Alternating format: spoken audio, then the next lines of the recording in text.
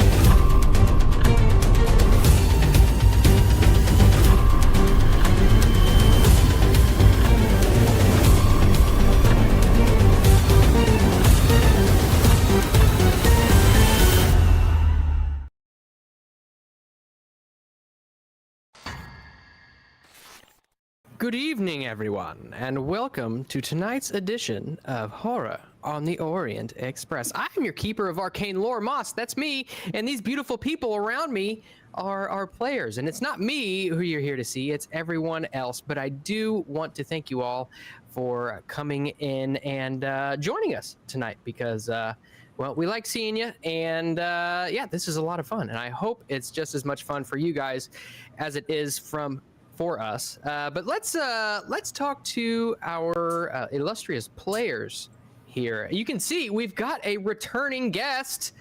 Tabitha, how are you doing this evening?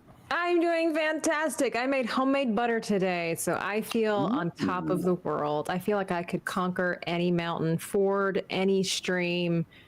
Yes, the hills are alive. Did you manually churn that butter? I did with a mixer. Yep. Oh, very nice. Okay. Yep. I manually held down that button. I thought you got like a bucket and like a big thing, and you were churning like the old way. Yeah. I tell you what, I am halfway tempted in the future to get one because talk about some great exercise. Yeah, no kidding. You know what? You need to put up a video on your channel. You in an ankle-length black dress and a bonnet, and just churning away. It'll be a 6-hour stream, just churning away at the butter. Yes, because that's what my art channel is all about: churning the butter. I would legit watch that. I think that you'd probably have a surprising number of people. I'll say you just had a preview of it now, and you know people at home like. Yep. The stream will just be called churning butter. With I'll be like, all right, guys, we're crashing in on hour 4. Hang with me. Carpal tunnel, it's a real Sickening. thing. It's sickening. You do it for 4 hours, there's some people going home real gone. I'll be like, donate here so you can get me those copper wristbands because it's going to be inflamed for sure. Oh boy. Here Well, I was just thinking. speaking of real gaunt. Oh, go ahead, Sevvy. Oh no, here I was just thinking that people would watch it because of the ASMR, but I guess depending on the outfit, people would just go look for the jiggly. Wow. Your ankle. I don't know if you saw her originally, but she was like churning like. Well, speaking of the jiggly, JT, how you doing, man? Wow. It's the jiggly. Let me ask you a question. Was that butter? God damn it. Was that butter regular or flavored butter? It's like I didn't add anything to it. Just a wee pinch of salt, and that's it. Nice. Salt is perfect. Okay. How's everybody tonight? I'm having a good time. It's Monday. We're gonna do some Call of Cthulhu shit. It's gonna be fun. And Tabitha's here. Hell yeah. And Mr. Scruffles.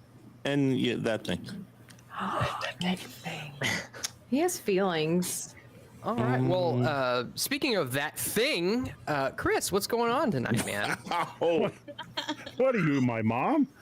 Hello. I didn't say mistake. Oh, Wow, I love that. that's coming out firing. Speaking That would of be that so fodder. mistake, But I'm sorry, Chris. I didn't mean it. It's okay. You go ahead, keep abusing and stepping on me. See what happens. Chris, don't let him I- make fun of you all orange in his orange room with his orange shirt and his orange chair. I mean, I could turn this light I off. look. He looks I like a intend, Cheeto in live action. He's like a little. His Wait, orange did you say hair. cheetah or Cheeto? a Cheeto, a live action Oh, okay. Cheeto, yeah. I'm a do tasty work. Cheeto. I'm only gonna say it once. Everybody else is saying it, but I'm a tasty Cheeto. I thought you were the banana man. I was going to say. Two things can be true at fully- once. Too I bad you fully weren't hot intend- Cheetos. I fully intend to sabotage the banana man tonight. And here you sabotaged all my goodwill God. towards you, Nomi. that sounds so bad. Prepare Yes. to die. Oh, sorry. Go ahead, Chris. I'm sorry. So Keep Chris, interrupting yeah, you. keep going. You know, I'm just going to keep it short and sweet. I'm Chris with the Dagger. Howdy, y'all. Let's round up some Cthulhu's. Right on. Well, speaking of people with a dagger, Clay York, Frost, how you doing? Doing well. I've got a companion tonight, so for everybody playing bingo, let's see. Oh, Big I've got companion. a 22-pound Calvino who's like snuggling up to me and being very happy right now. He knocked an apple off my desk just to see if he could do it, and he did. So now he's all like happy. well Just a done, cat. Calvino. Well done. Yes, no, not a knife in sight, right? He's just purring. Well, speaking of cool cats, I guess, Nomi, During. how are you doing? I'm doing good, guys. So you know how every stream I was like, today I'm eating this. So today's snack is actually pizza bites Nice. from a bar that I work at. So yeah, so it's pretty good. I got my ranch dipping sauce here, and then I also have a canned classic Moscow Mule. So Ooh. Wow. Huh. yeah, Very nice. so I'm ready to have fun on this stream here with you guys tonight. Ew. That's not good for your teeth. Wow. Like, could you imagine if her tooth would have just like flung at the camera? I'm just saying, she didn't use her tooth. That was her tongue. Oh, right. Oh my god. No, that was definitely my teeth. But yeah, a good time having fun and ready to get some Cthulhu in. All right. Well, speaking of all teeth, Sevvy, how are you? Wow. She does have a beautiful set of pearly whites. I just want to say before you say something, Sevvy, he picked on everybody but Nomi and Frost. Just keep that in mind. We know who his favorites are now. I got good segues from everybody else. That is just weird. But hello, everyone.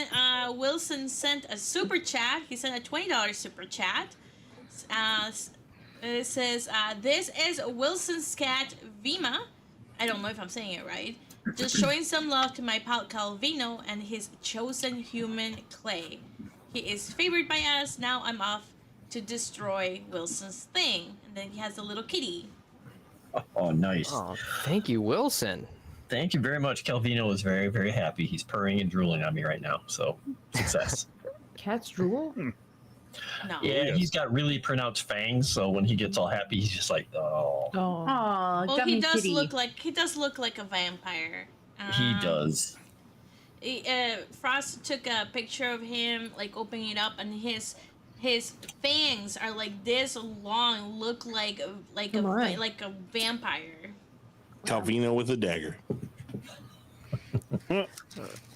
So, all right. Well, with that, I got a couple of announcements to get to. First and foremost, I want to thank Sirenscape because I'm going to be using their soundscapes, sound effects, and fart noises. If you hear anything by them, you can thank them as well. They just like for us to shout them out so they don't copyright strike our channel, and we appreciate that, and it's a small price to pay for a good soundscape, or at least a mediocre one when I'm controlling it.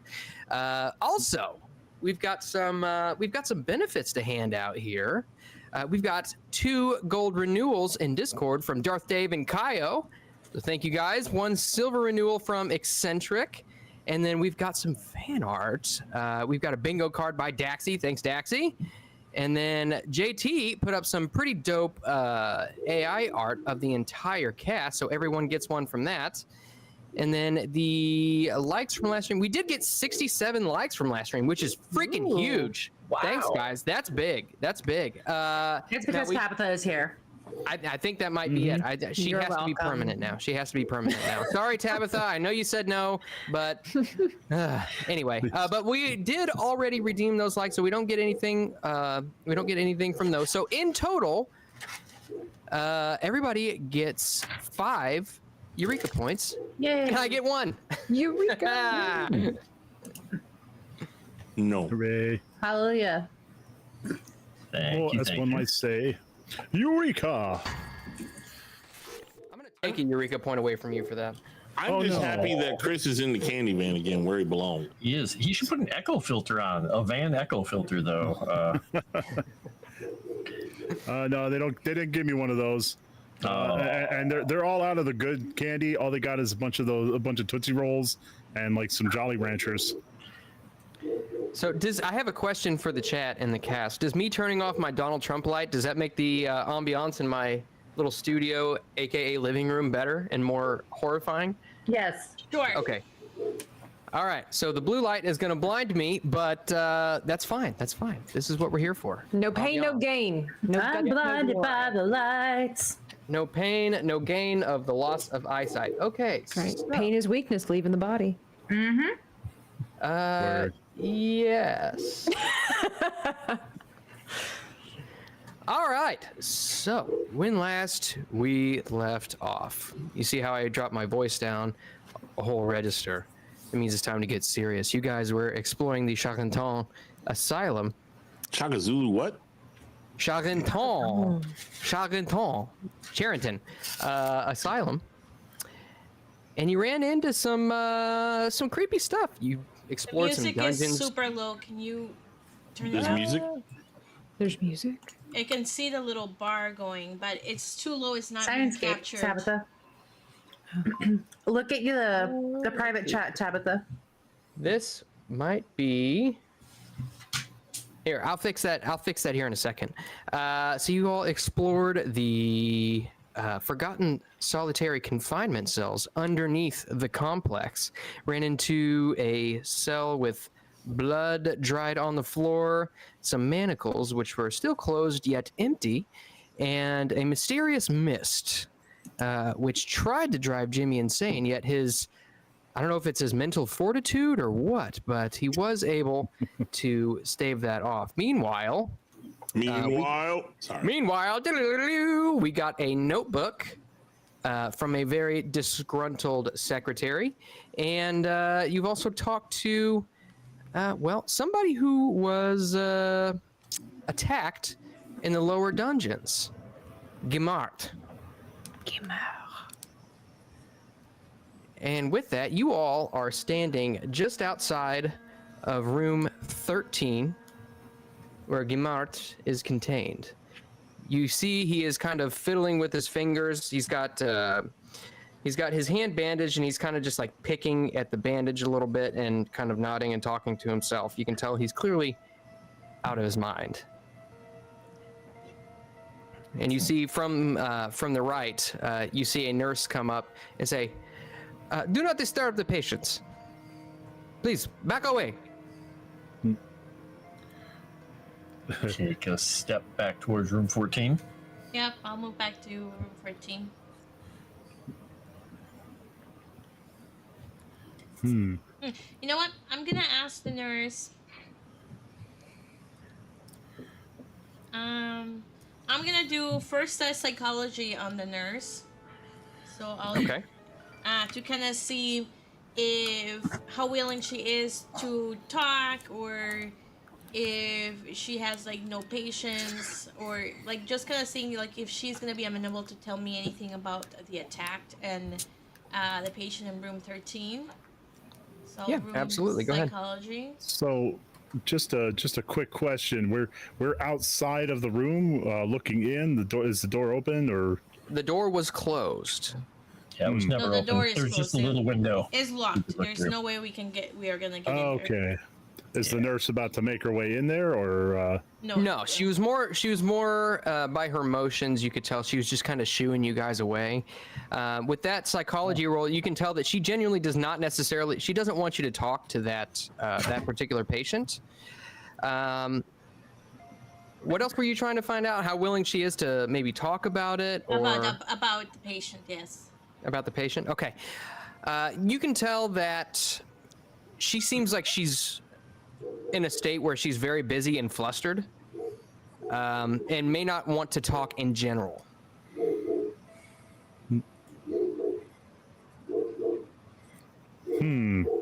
And as you guys back away from the room, she paces on past you as if she's on a mission.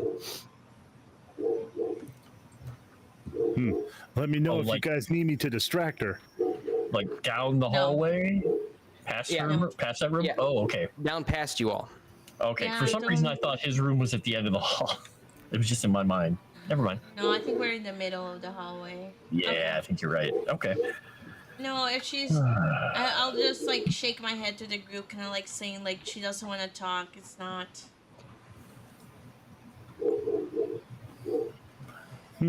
Well, that's not the lady who was at the front desk either. This is just No. a nurse, right? This is just a different nurse. Okay. Well, Is there anybody else about? Yeah, you see several people about. A few crazies.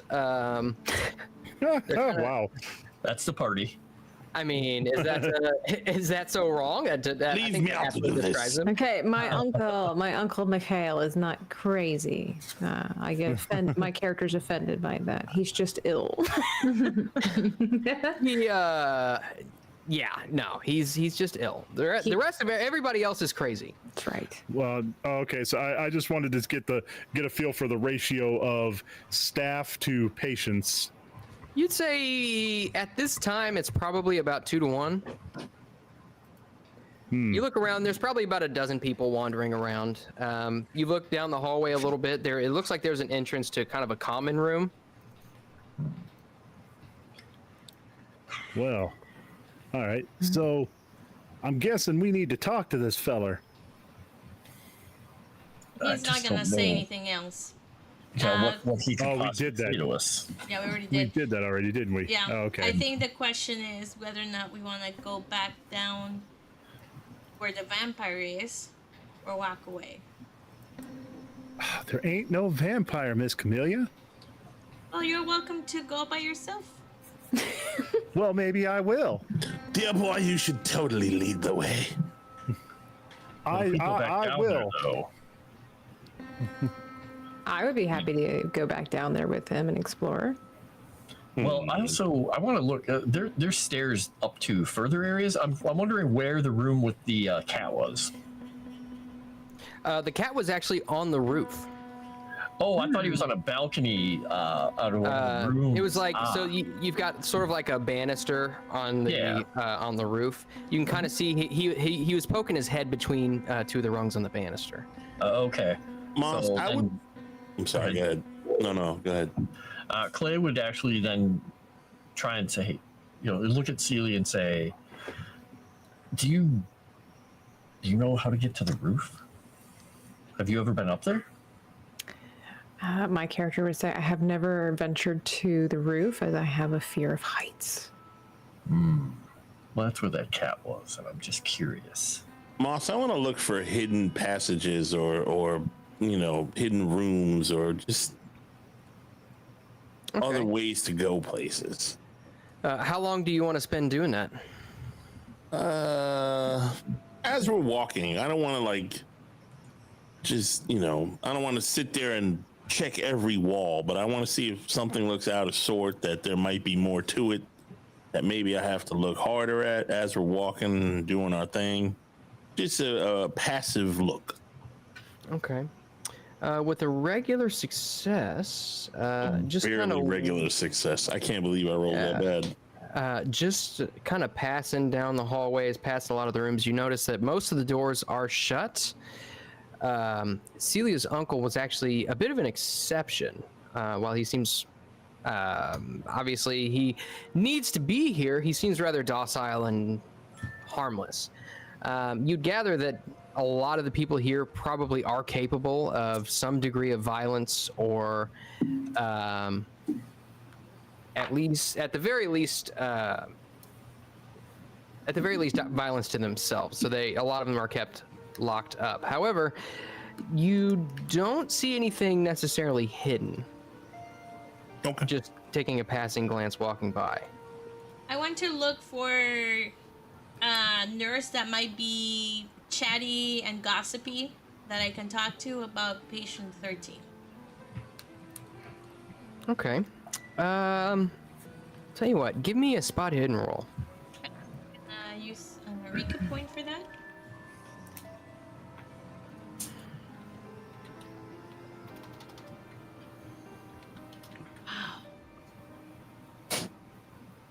Okay. Well, it's not too difficult. You notice that most of the nurses around here are very busy. Seems they are dutifully doing their work. However, you notice a man, he's probably about 30. You see he's putting his coat on rather slowly. His face looks down at the ground, and he picks up his pack and starts heading out the door.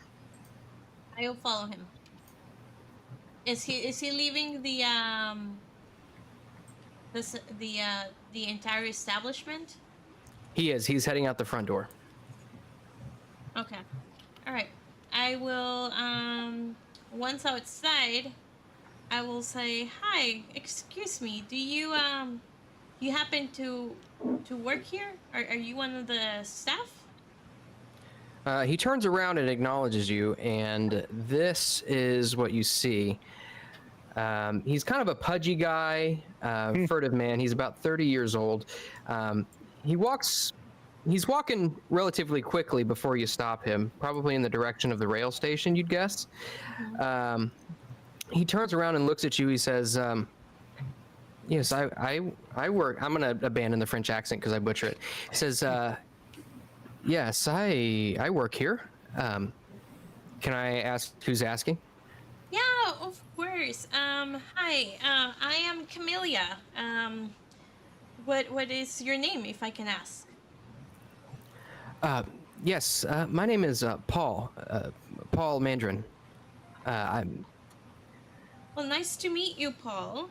I know this might sound a bit forward, but you seem like a good fellow. Most of the people here didn't even try to talk to me, so I appreciate you taking some time to talk to me. Are you a nurse, or you happen to be a doctor? No, I'm just a nurse, an assistant to the doctor, really, to Dr. Laru. Oh, okay. Go ahead and give me a psychology roll, if you would.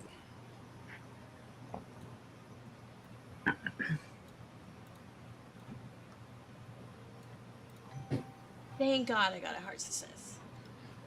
you can tell that there's something on his mind that is really nagging at him. Something's bothering him. Okay. All right. All right. I'll say I can tell that something is eating you up from inside. Do you perhaps want to talk about it over some drinks? Or otherwise we can just talk here. With you mentioning going out for drinks, he kind of, you see his eyebrows raise a little bit, and he says, "Oh, Oh boy. yeah, I'd love to go out for drinks. Now, did the rest of the party? Did you all follow?" That was going to be my question. Clay would have gone to the front doors at least to make sure that she didn't have some kind of a strange incident with the fellow, but he hasn't followed them anywhere else. Okay. Did anybody else follow? India, are you I'm coming? Or Yes, Jimmy? I'm coming. Yeah.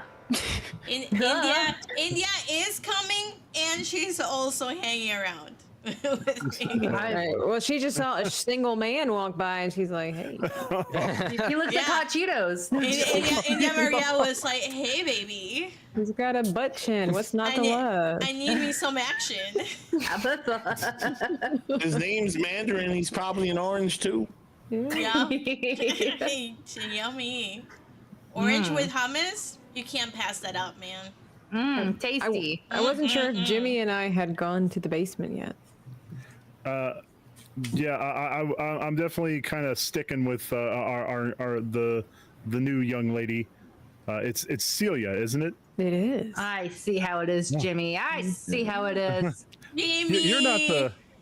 You're not the slappy type, are you? Oh, I certainly hope she's sticking to him too. Only as So- needed. So it's India, Maria, then India is with me, Clay's in the front door. I think like we can probably go with this gentleman and then meet up with the group later. Okay. All right. So he kind of looks around at you and everyone that you're with, and he says, "Are your friends coming as well?" Just India, Maria. She's this lovely, exotic, beautiful lady here. She's my best friend. We're besties now. We have Just matching because- bracelets. Yeah, just because we made matching bracelets while we were sleeping the other day. So now that means we have to be best friends. Yeah, and we shared macarons together. Yeah, we should macarons. Have you had macarons yet? Yes, I'm French, as you can clearly tell by my accent. Oh my god, Amelia, I can't believe you just asked a French man if he likes macaron. Well, maybe we can have drinks and then have some macarons. I really like the chocolate ones. Oh, Wow. yeah. That sounds so French. Would you like to get like a Drink little bit of absinthe with us and then some macarons? Yeah, sure. I actually know a good place just down from the train station. Let's go, Camellia. That sounds such a hoot. Okay. I will tell Clay. I'll say, hold on a second. I'll tell Clay where we're going so he knows where we're at, and he can come find us, or he can come Alright. and follow, or hang out with us. It's up to you if you want to come, or come get us later. You can't just go a there. hard There's a path. train. He's just going to look up down at both of you and say, "You're still armed, correct?" Always. Good. I just don't have my flamethrower, but don't worry. It's Hard to okay. be secretive with. I have my hands. Yeah. Got So you- then got your India, gun? Maria, and I will go with Paul. Celia and Jimmy are going to have a date with a vampire. I don't know what Clay and Gore are doing. Probably going to try and keep those two out of absolute trouble somehow. Okay. So he's going downstairs. What is I Gore like a doing? little trouble. Eldridge will probably watch the door, I'm going to guess, because that's what Eldridge does. Door watching. I'm gonna sit in the lobby and Okay. There you go. observe people. While Because to get to eating the bread basement, we have to rolls. go through the backyard and everything again. But it should be easier this time because we've cleared the way. Maybe. Maybe. Yeah. So about that, now I don't believe in things like vampires and spooks and ghouls, but the others seemed awfully convinced there was a vampire down there. So I think our first move should be finding things like garlic or silver or crosses, things like that. Well, we are in a medical facility. Silver is very prominent because it kills bacteria. So we could see what's around the building and snag a little something. Wow, Miss Celia, you're a smart cookie. I read. Thanks. Oh, I read too. Oh no. Jimmy Isn't feels that a a little funny. coincidence, Clay? Just says deadpan. Two people that read.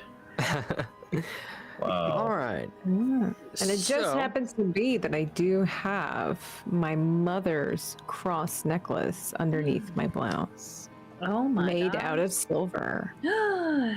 Okay. See you later, werewolves. That's right. All right. Mother was often very superstitious. She can't help it. She's Russian. Well, she'd be in good company around here with these folks. Giant cockroaches, vampires, and who knows what else. All right. So, Jimmy, Gore, excuse me, and Tabitha, and Clay, I'm sorry. Celia? Who's Celia. Tabitha? Who's this new girl? Who invited Did I her? Sorry. Who's this? You all make your way back around the front side of the building along the fence to the gate which you had previously entered. You can see that there are a few more personnel wandering about. A few people are wandering about. A few of the crazies kind of stuck in here, and a few more personnel taking their smoke breaks, watching over patients to which they were assigned. You would guess that just walking through the gate and walking down into what was previously a forgotten cellar might prove slightly suspicious. Just slightly. We So ought to if you- get some. Sorry, go ahead. I was going to say, if you all want to try, you're more than welcome to give me stealth rolls. I would love that. Oh, Oh, goody. Jimmy's so good at this. Yeah. Or you can just wait until later when there's fewer people. I mean, Seize the day. Live in the moment. Time's Yep. now. you only yellow once. You're They only- may start moving. Clay is just standing there watching to see. Oh, success. You're swimming real good, Jimmy. Yeah, you kind of breaststroke Oh, through the air, damn it. but Oh, this you can keep it. It's You can so- keep tiny. it. I'm gonna leave that one alone. Yeah, I mean, I'll let you keep that one. Got that too. Got that too, Moss. You're in good hands, Celia. Nice. Clay is going to watch the people walking around to see if he can find an opening where he doesn't have to worry about making a stealth check. He's going to try and find an opening because he is not stealthy. Okay. Give me a. Oh, there you go. Okay. Spot hidden? I'll take it. Okay. Okay. And then who else is stealthing? If I can find it. Celia, so you'll want to go under the tab labeled skills. And then I see it. Hello, little kitty. Okay. So you got a couple options here. Okay. One, you can spend 31 of your luck points, which, as I can see here, you've got 65 to succeed that check. Or you can try to what's called push the roll, basically giving you another chance to succeed, but failing it means perhaps dire consequences. Ooh. And we won't know what those dire consequences are until after I roll, correct? Well, I will. Oh, okay. Carpe diem. How do I do it? How do I roll? I just boy. roll it again. Same one? Or Same one. on stealth again? Mm-hmm. Dang it. Slightly worse. Okay. And then who else? I think, is that all of you who's doing it? Gore, what'd you say you're doing? I'm sitting in the lobby. Stealthing in the lobby. Got it. Reading a French magazine. Okay. Careful with those. All right. So, Jimmy, you saunter over to the door as if you are but a gust of wind, unseen Wind to the door. and unknowable. You are but a shadow in the mist. Clay, you spy a few of the nurses smoking on some cigarettes. A few of them are chasing some of the patients around, some of them sprinting, some of them at a brisk jog. However, you seize the moment where you think you might be able to make it to the door. Go ahead and give me a dex roll with a bonus die. All right. One bonus dex roll. Let's see if he slides and kills himself here. There we go. Good thing I had that bonus die. Hey! All right, so you sprint across the yard and you baseball slide to the stairs and make your way down to the door. Celia, you begin to stealth your way over there. Mm-hmm. And Mr. Scruffles, of course. as you make your way over there, you're trying to be as stealthy as you can. You're low down to the ground. You're crouching. And you look over and you see one of the nurses spies you and says, "Arrête!" and points at you and begins sprinting over to you. A few other ones see what's going on and begin sprinting over to you as well. Uh-oh. I like the purr noises. That's very nice, JT. Now, do you stop where you are, or do you keep going? I think I will stop where I am. Okay, so you stop. The other nurses get to you. They seize you and grab you by the wrists and basically tell you, "You're not supposed to be here. You're gonna have to leave." And I say, we'll call the authorities. Unhand me, you fiends. My family owns half of this building. They do not unhand you immediately unless you give me. Let's see. You can give me a persuasion or an intimidate. Ooh, hang on. Let me see. Where's it in? I'm going to go for the... Okay, so if I might pause here. So obviously if it has higher numbers, I have a better chance. Correct. Aha. So we're going to go with the intimidation. Or the Jimmy and Clay, Excuse me, you the can hear persuade. this going on above you. Okay, so roll the persuade. Go ahead right now. Yep. Go ahead. Oh, wow. Clay is just holding Jimmy back and just like, wait. Oh, You. You're rude. All right. So they loose their grip upon you, allowing you to walk free. Yeah. Because Mr. However, Scruffles was they about do- to take them out. I had to calm him down. They do ask you politely. However, ma'am, I apologize if we hurt you. However, passing through that gate is strictly prohibited, and we will have to politely ask you to exit the premises. Well, I'm outraged in French. Mr. York. Parle bleu! Outraged in French. Mon Dieu! Lots of Mondus. And I'm just casually walking around the building. I Nice. dropped something in the grass, which is why I was crouching, and they are overreacting. Wait till I talk to the higher ups about how they treat the people that visit here.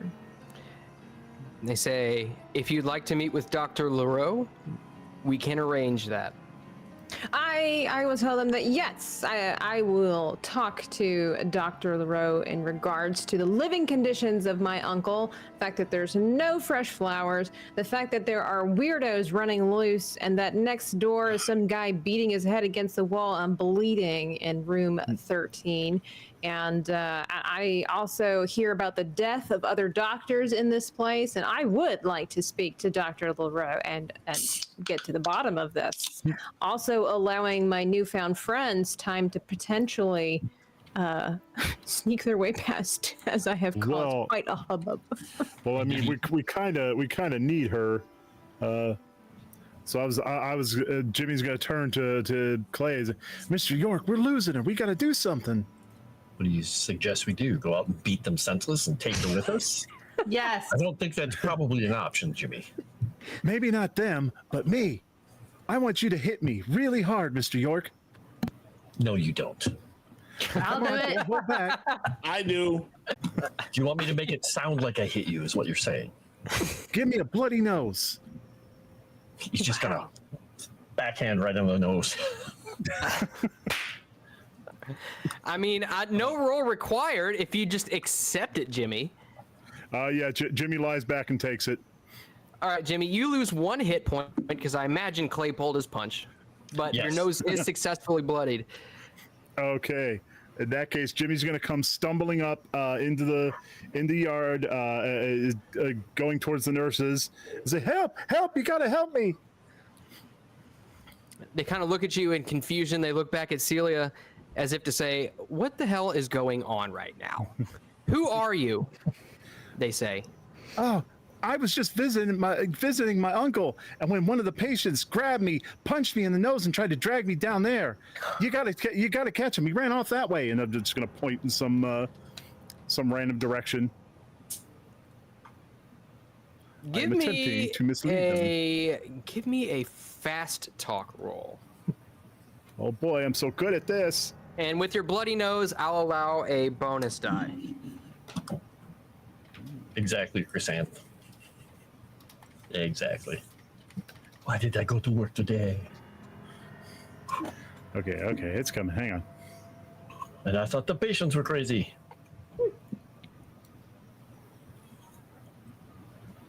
Ooh, look at Wow. Extreme success. Damn. How does this happen?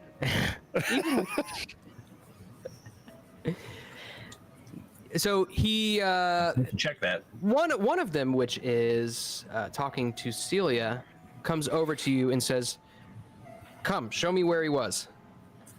We'll get him." Well, I told you, he just ran off that way. You gotta, if you hurry, you can catch him. I'm gonna need you to show me where he went, otherwise I'm not gonna be able to find him. He's gonna point in a direction that seems most buy us the most time. With that, you hear he shakes his head and says, "I fucking hate this job," and he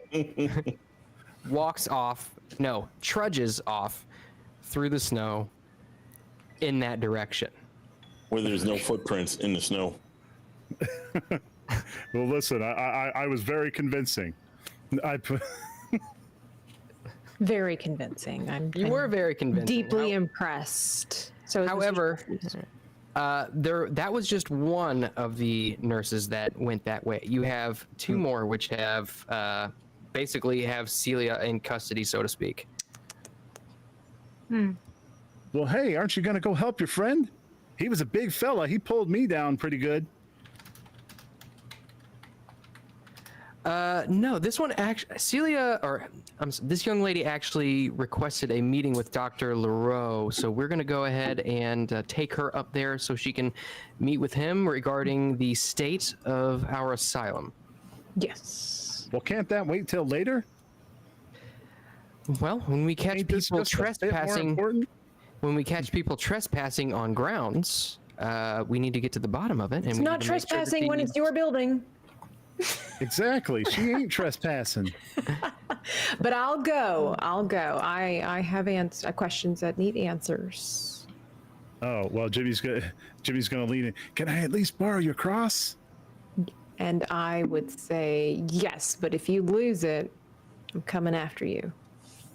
Scout's honor, Miss Celia. I won't lose it, and you can hit me just as hard as Miss India likes to.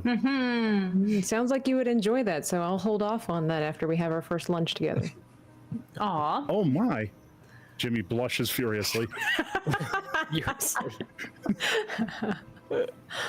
He doesn't blush when I hit him. Oh, I mean, what? Some people are hard to please. Exactly. I didn't do it right. Oh God. That's.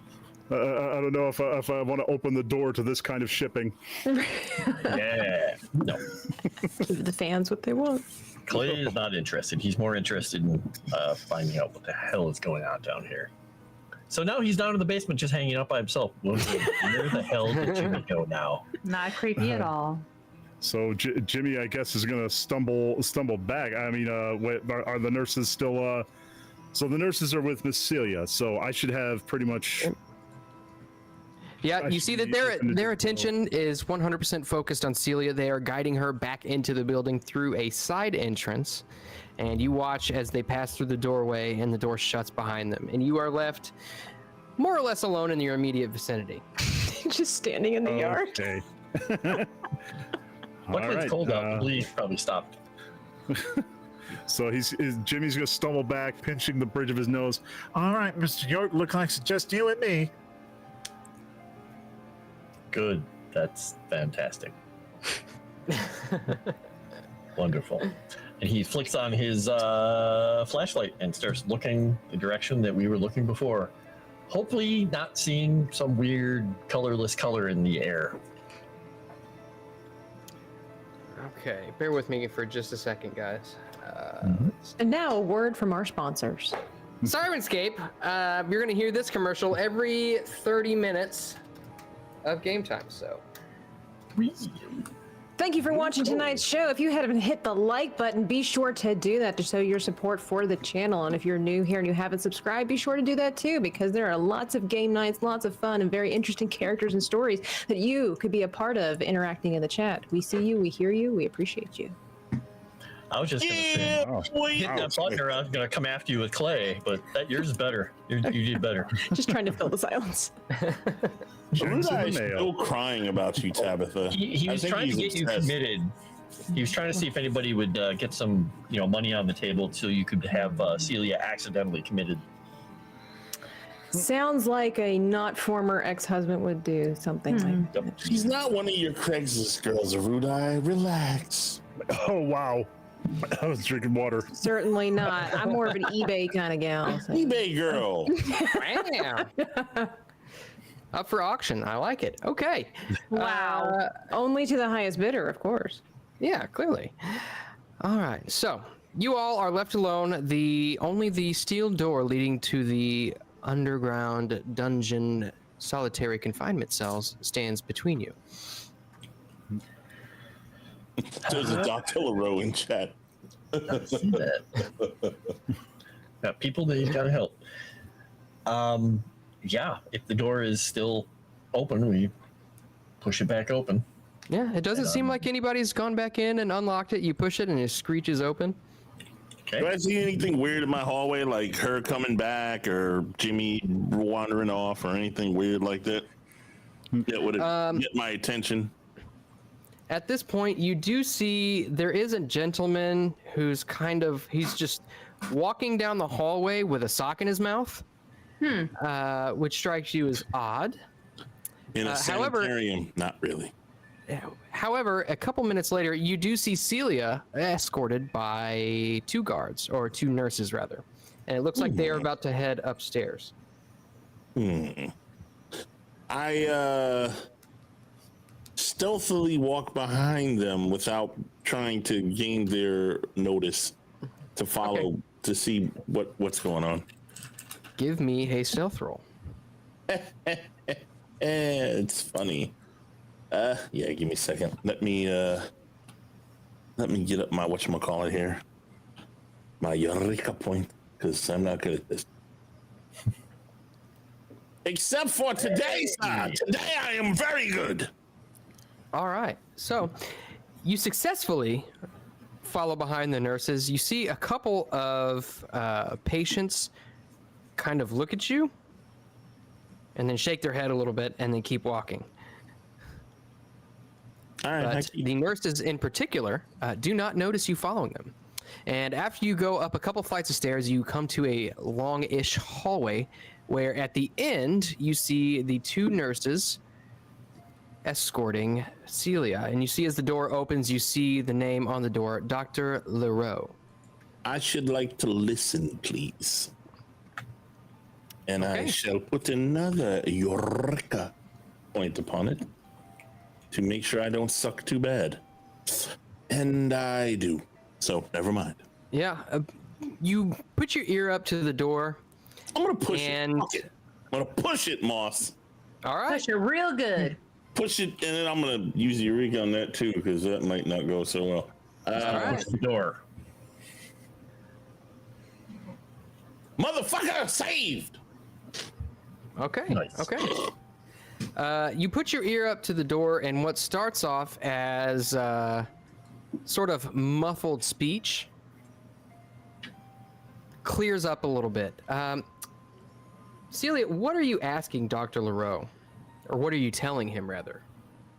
I'm telling him that his staff is incompetent, that they're aggressive, and that they just let freaks and weirdos wander around the premises unchecked, beating up people, and that this place should do better considering the funding that they get. I think to myself, dear God, is she talking about me? He wishes. You hear Dr. Laru respond, surely you have not spent much time in asylums. This is life in an asylum. And I I'm respond, well, sorry if that this it's not up to you. Oh, go ahead. I was just saying, if this is life in the asylum, then they need to have new management because this is not quality of life for the sickly. Well, that may be so, but I'll tell you, it sounds, and nurses, let me know if you get the same idea. It sounds like this woman is quite mad. Oh, who gave that away?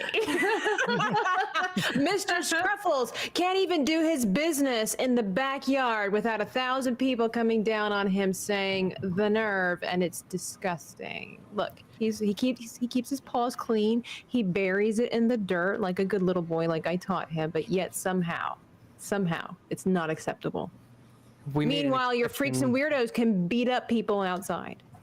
This place is full of freaks and weirdos, present company included. Now, we do have a strict no dog policy, which we did make an exception for thanks to your family's generous funding. However, I will have to ask that you do not question my methods, lest we have you committed or arrested. Your choice. You can't commit me. I am not estranged in the head. That would be malpractice, and I'll sue your behind until next Thursday.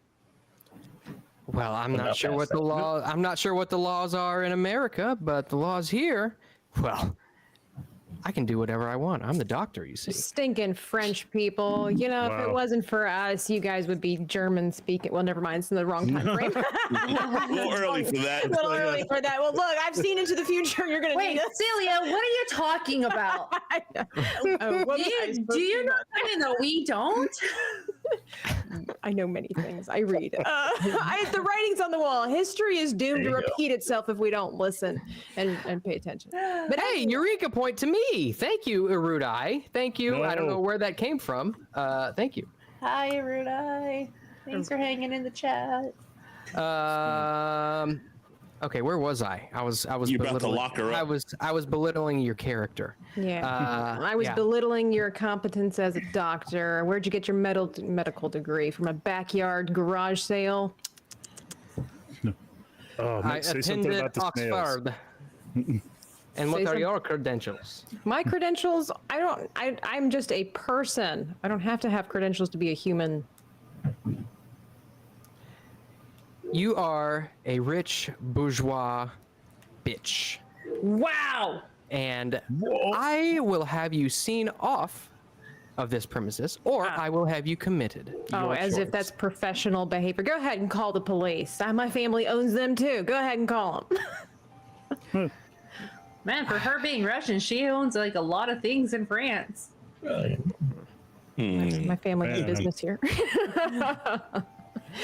You see one of the nurses stands there at your side while Dr. Laru looks at one of the others and just gives a hand-waving motion. And you see he makes his way towards the door. Gore, you can hear footsteps coming towards the door. I start walking away like I belong there. But, you know, somewhat briskly so I don't get caught. Start walking down the stairs. Put a sock in your mouth. You'll fit right in. And with that, as you're walking down the hallway, you feel a hand on your shoulder grab you and spin you around. You smell this horrid, almost rancid breath and see these crooked teeth in God your damn it. face. You gotta smoke? Oh no. Do you have a pipe?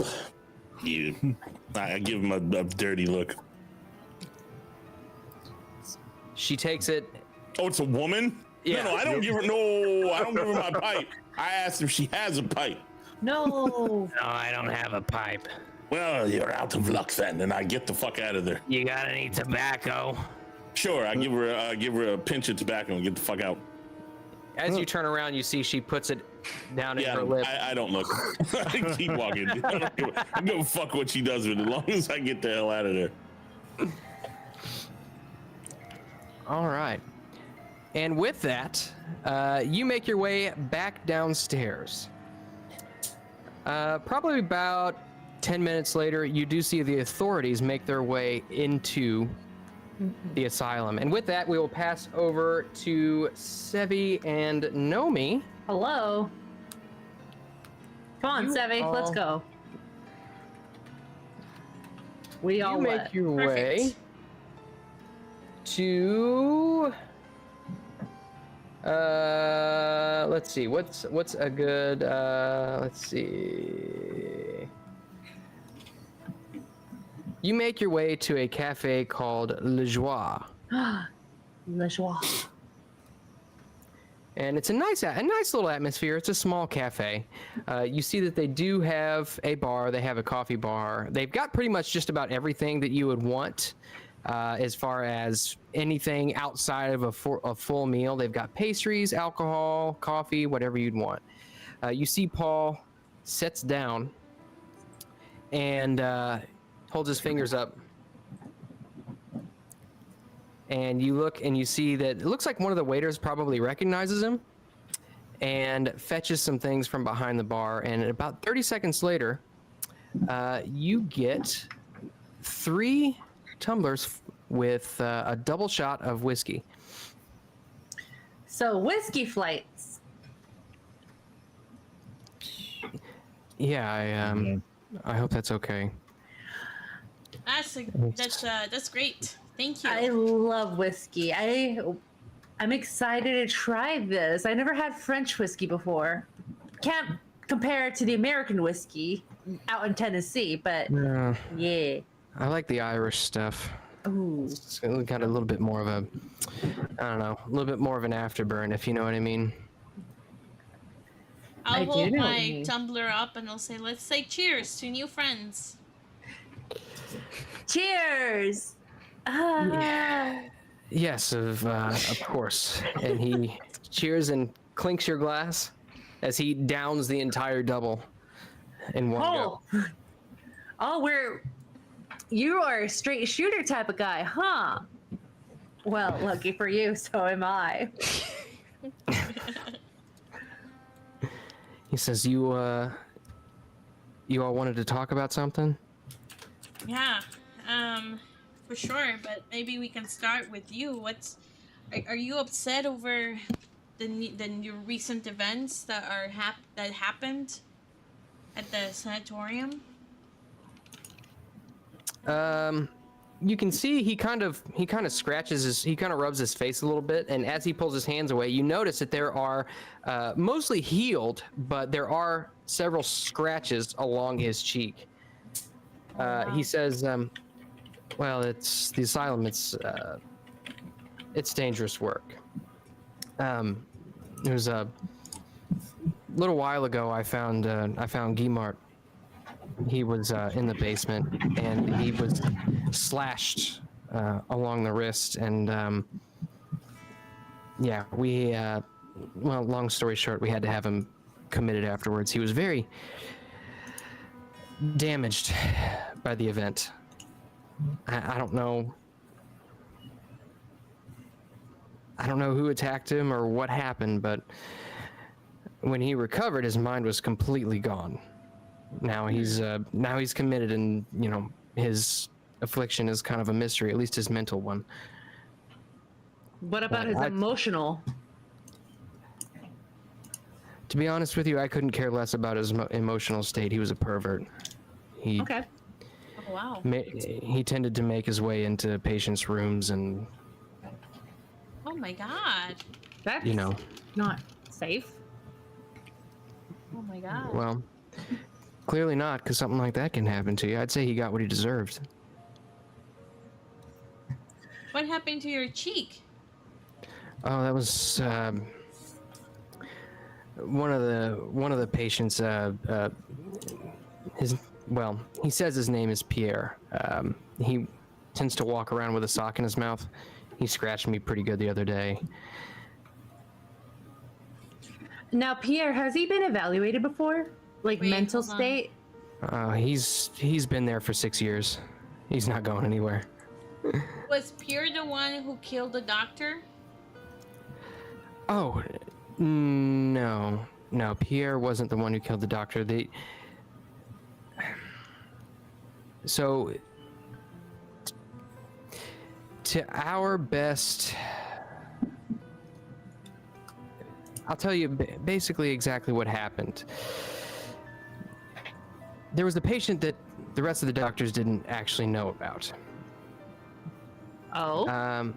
And Dr. DePlace, he was preoccupied studying them, and he kept him in his private wing. I don't know what patient it was, although I do know it wasn't Pierre because he's been out on the floor the entire time. There's some new observations began after the Guimart incident, and I assume that this patient is related. However, the room that he was kept in is empty, so I assume he was moved. But Dr. DePlace was probably killed by a fault in the electroshock machine. Electric shock machine? Yeah, he said that he kept saying he would pass by me in the hallway. Last thing I remember him saying is he said, "It's within my grasp, Mandrin. Each of us holds the key to our whole racial memory. In our dreams, we speak languages that we never known. Soon I shall have proof." And, yeah, that was the last thing he said to me. The only other thing that I know is that he was performing electroshock therapy to try to figure out what was going on with this patient that he kept in his private wing.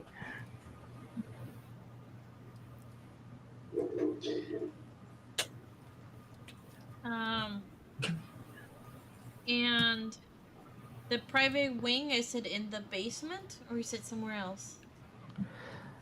No, it's, well, his private wing was on the second floor. And where But do you That room usually... that room has been emptied. There's no patient in there or anything, and all of his equipment has been removed.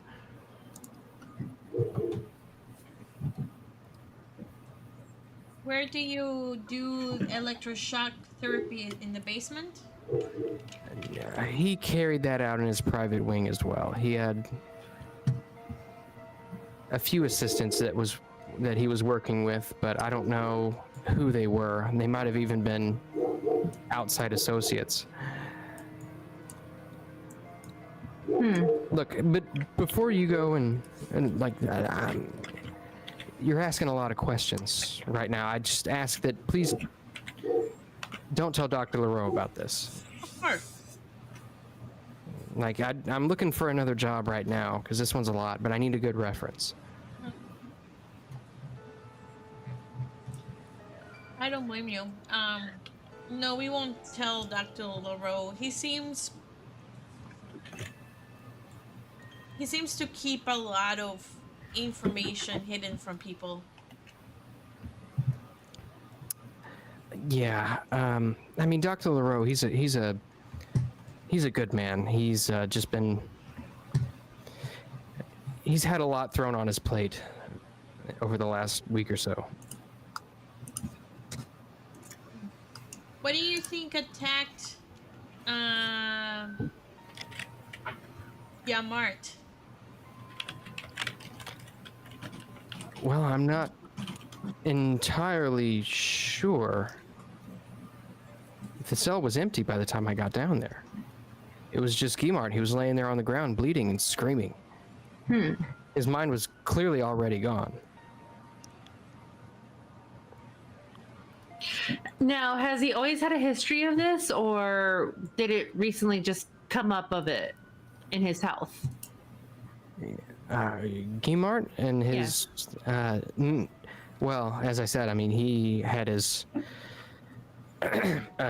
proclivities, but no, this is a new state of mind that he's in. This is not something that had any precedent. Okay.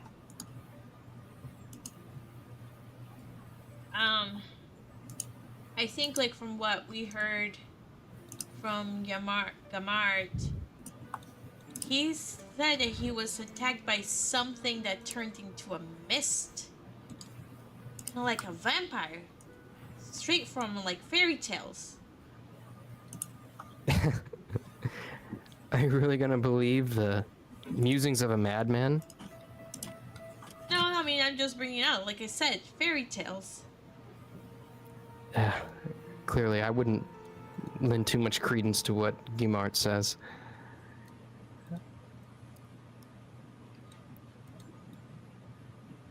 Now, really, I really should be going. I've got a cat at home that's hungry. We haven't even had our pastries yet. I am wanting to share some macarons with you.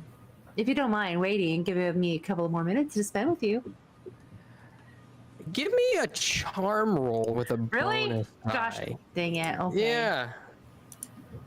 You'll just alley cat around with any old Frenchman, won't you? I like the French. What can I say? You say charm roll with a what, Moss? With a bonus bonus die. die. I haven't heard that in a while. Alley cat. Oh, okay. He says, you know, as enticing as that is, I really do have things that I need to attend to at home. Very well then.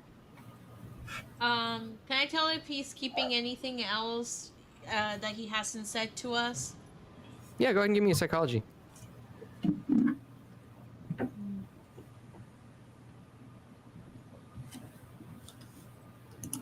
About a 23. 23. That is. Oh yeah, that's Wait. No, Why did it not show up? Because it takes okay. forever. It's probably like an extreme success. Okay, It'll so show up with eventually. even with a success, just a regular success, you'd be able to tell that he has been pretty forthright with you. He doesn't seem like he's hiding anything, and he really just is kind of uncomfortable talking about it, and genuinely just wants to go home to his cat. Okay. Men with her cats. Huh. Okay. You got something to Alright. say, Chris or Jimmy? Yeah. Yeah. Yeah, not the kind of cat you were hoping he was looking for, huh? Wow. Okay. You know, Wow. Never mind, Jimmy. You can shut up. Alright. Then if he doesn't have any new information for us, then I think we can let him go and then go back to the asylum. There we go, an extreme success. Oh my god. That was It a really late. 13. Yeah, I Okay. know, it's kind of insane. I'll just say I appreciate the time you spent. Have fun with your kitty. Oh yes, thank you, and I appreciate the company. And honestly, it was nice to be able to talk about this. I don't get the chance much. Everybody around the asylum is stodgy. Yeah. Stodgy Moto. Well, whenever you see us, have the confidence that this is all kept to ourselves. It doesn't leave this circle. Yes, I appreciate that. Thank you. Have a good evening. You too. And with that, he puts his coat back on and walks out the door, and you two are free to do whatever you please. But with that, I'll go back to Eldritch for just a minute. You make your way back down to the lobby.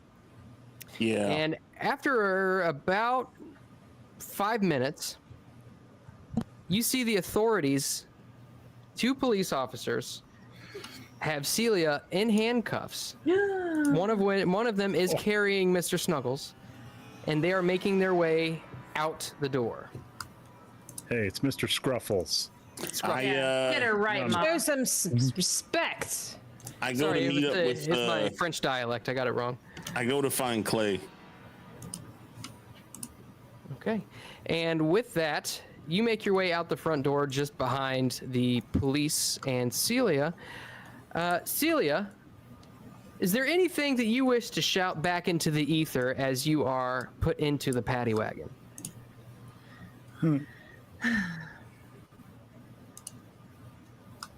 Tabitha? You said what? What? It's a what? It's the paddy wagon. Oh, the Irish term for the cop car. Yeah. Could you repeat the question? It kind of threw me Is off. there I is haven't there heard someone say- anything? Is there? It's not an actual paddy wagon. Okay.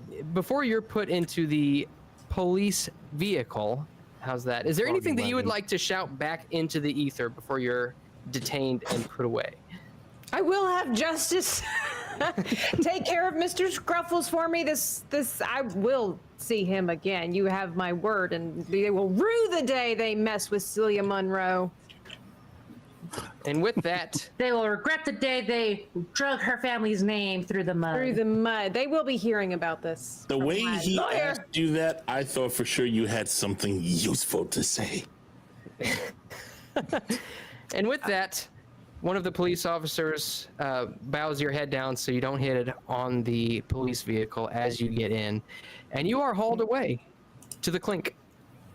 Wow. Unjustly. Not the clink. A clink. All right. And Celia, or should I say Tabitha, is there anything else that you would like to say for this evening? Wash your hands before bed. Say your prayers. Look both ways before you cross the street, and don't do drugs. Very good. Not necessarily in that order. That was bad. Yeah. in a list of descending importance, that's good. And with that, Tabitha, thank you very much for joining us for not 1, but 1.5 sessions. And we really enjoyed having you on. Before you head out, why don't you let everybody else know where they can find you? You can find me on the interweb. You can find me on Twitter. You can find me on Instagram, YouTube, all the socials pretty much. I see that Chrysanth has graciously put my link tree in the description or in the chat. And so you can just click it and see what I'm all about. I do customized chibis for people.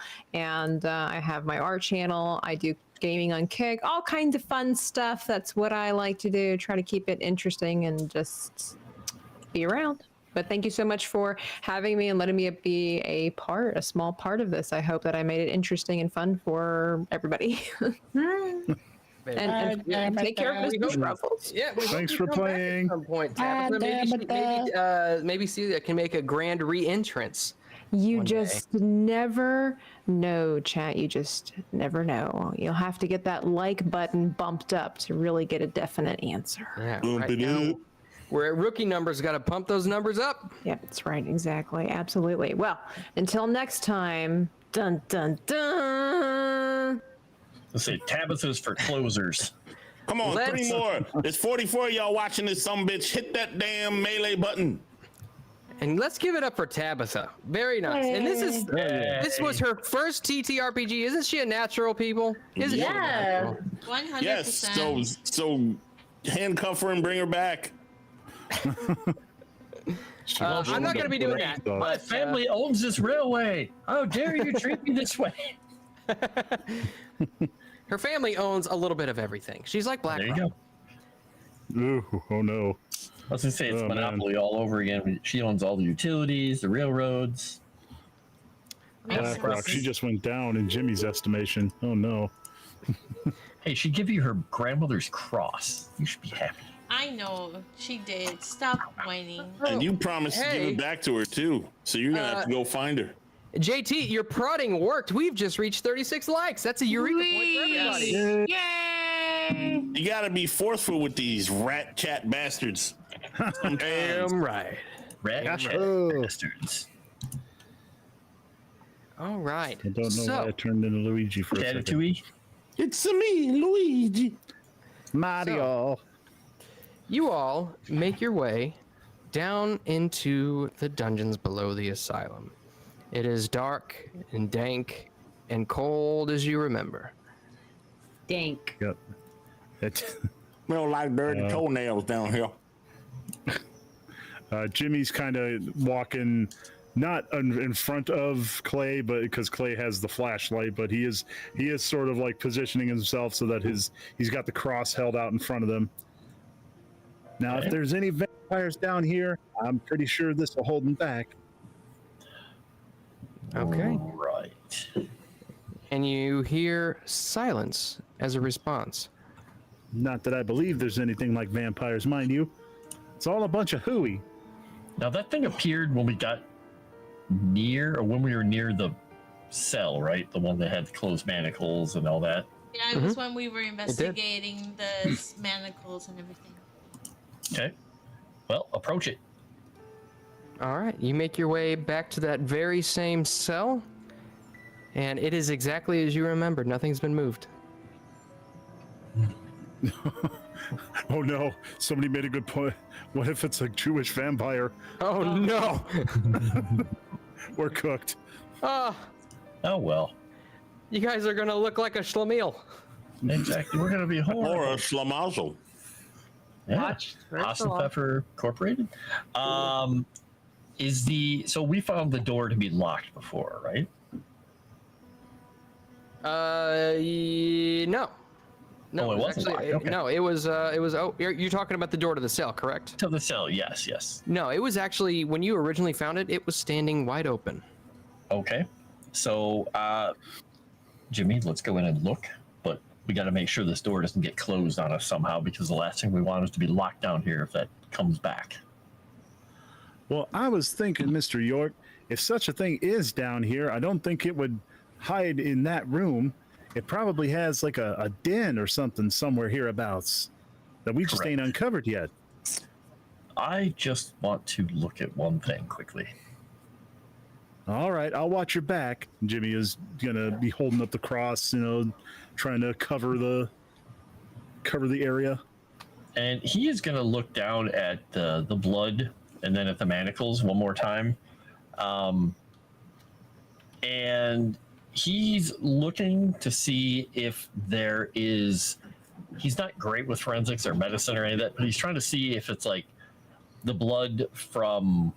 If it's enough blood that it could have been from a person, multiple people, if it was a splash, if it was like one directional. Okay. He's just trying to figure out why there's so much blood there. I would say any sort of medical roll would work. If you give me a medicine or a first aid roll, Okay. that would probably work. First aid. Or if you can make an argument for another skill based on your experience as a soldier. He's seen a lot of things from, having to give first aid to people who have been, hurt on the battlefield. So that's where I'm going. Okay. So got a nice Hard hard success. success. Very nice. Nice. You can tell that the amount of blood that is dried onto the floor, it's probably from one person.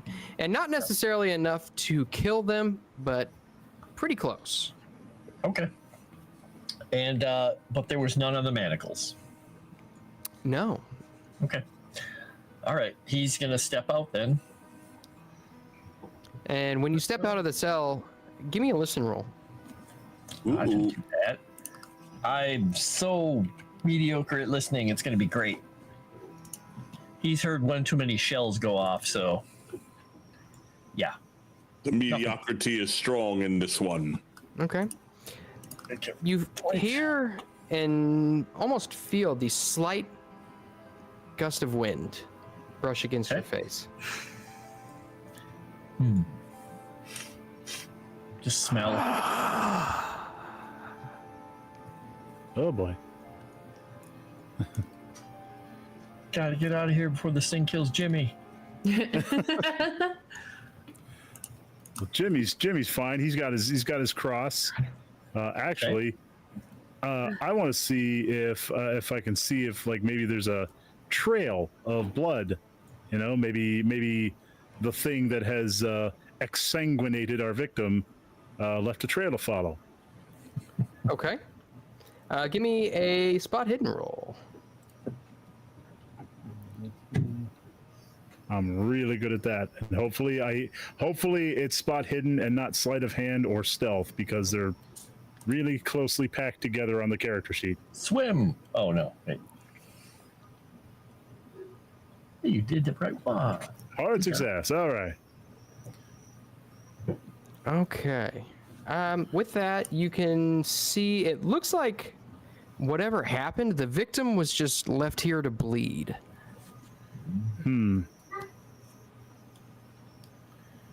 Man. Well, shucks, I can't think of anything beyond just going from cell to cell and seeing if we find anything. Well, we should go this direction because, well, this is the opposite from where we came in, and there was nothing where we came in, so we have little choice. I'd say we go a few more cells down and then possibly head back out, because I don't know how far this place goes. If it does connect to the catacombs in some way, then I don't think we want to go exploring that on our own. All right, well, first things first. Jimmy wants... Before you do anything, as you exit the cell, give me a listen roll. Okie dokie, I'm good at that. Let's see.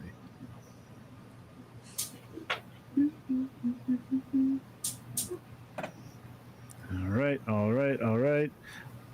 Actually, hang on. I'm gonna use a Eureka point. I thought for sure he was gonna roll law. That would be funny.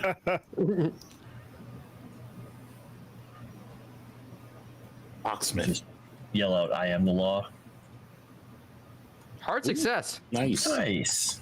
Yay. As you step out of the cell, you feel a faint gust of wind brush against your face, and you hear in your ear, almost as if somebody is right next to you, "Kid to weak." What'd you say? Well, what'd you say, Mr. York? I didn't say anything. Just What look at did him you like say? he's gone Just for crazy. the notes, I couldn't Yeah, figure we out don't know you what the said. hell you said. Well, I heard Kill like the weak? kid to weak or some weird I heard hoop kill joop the- like that. Oh. He wrote it in the thing. Oh, I heard kill the weak, which apparently that's not it. Kid to heek. Well, he actually wonder said if- it right. I just didn't understand what the hell he said. But Wonder Yeah. what to that be clear, means. I'm gonna Google translate this. Hold on, don't spoil it for yourself. Same thing. Yeah, man. So do you mention this to Clay? Yeah. It sounded like you said kid to heek. Oh. Clay, you would recognize this as Latin. Okay. Calvino, I want to get to my thing. So I'm assuming I can roll my Latin. This is simple enough. You would okay. understand keyed to heek as Latin for "why are you here?" Ah. Can't And do it back in Latin. Clay is going to try and remember his Latin, which is not great, back from grade school, and say, "We're looking for answers. We're looking for the simulacrum." And Who are you talking to? I'm going to roll. Let's see how badly he blundered in what he's saying. It's probably like, "Your father is a horse." Huh. Latin. I knew it. No, just kidding. Hey, with that point, he succeeded. Okay. A regular success. You hear "Kid simulacrum quaris." Do I hear that too? Yes, at this point, I would say you probably both hear it, since Jimmy, you pointed it out. And what that means, Clay, you understand that means, why do you seek the simulacrum? And he's going to say in Latin, but also English, just to destroy it. Oh boy. I'm going to need you to make me a sanity check, both of you. Oh boy. Right. Oh, I boy. like sanity. I have a little. You're about to have a lot less. Well, it's possible. Possible. All right, I'm going to roll and hope I roll not too horribly. So I made it, just barely. Son of a bitch! Oh,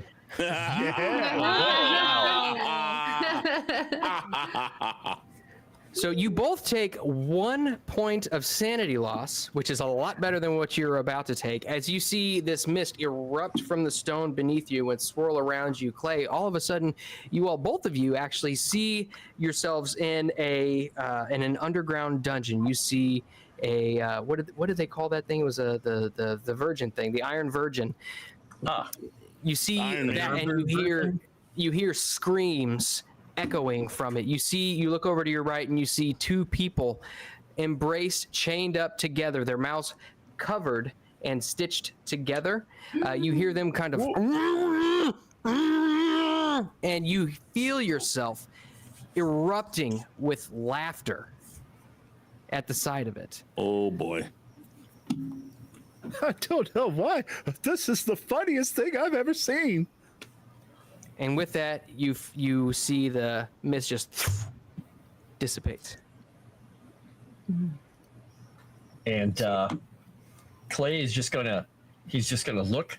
He's gonna look at Jimmy, and he's gonna grab him by the back of the neck and turn him towards the exit, and just give him a little push. Okay, but are those go, people go. still there? Oh no, you are. That was you. That was just you, a vision. You recognize that was not where your vision was not currently where you are. Okay. You were almost, your consciousness was almost transported to another place in time. Okay, and that's what I thought. Okay, Mr. York, I think that's a good idea. Yeah. And just give him a little bit of, like I said, a little shove by the back of the neck and move. Yeah. See if we run into, anybody coming down here. All right, and at this point, you see Gore. Are you making your way down into the cells? Yep.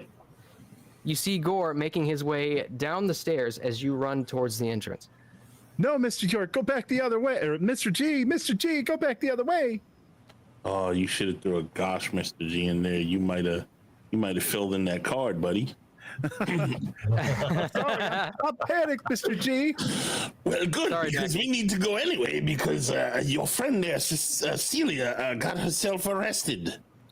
Well, that's good. She's probably safer than we are at the moment. I don't know, that doctor has it in for her. I don't believe in vampires, but there's definitely something down there. We gotta go. Oh, did you see something? As they start going the other direction. Oh, I did. I'm not sure about Jimmy. I heard things too.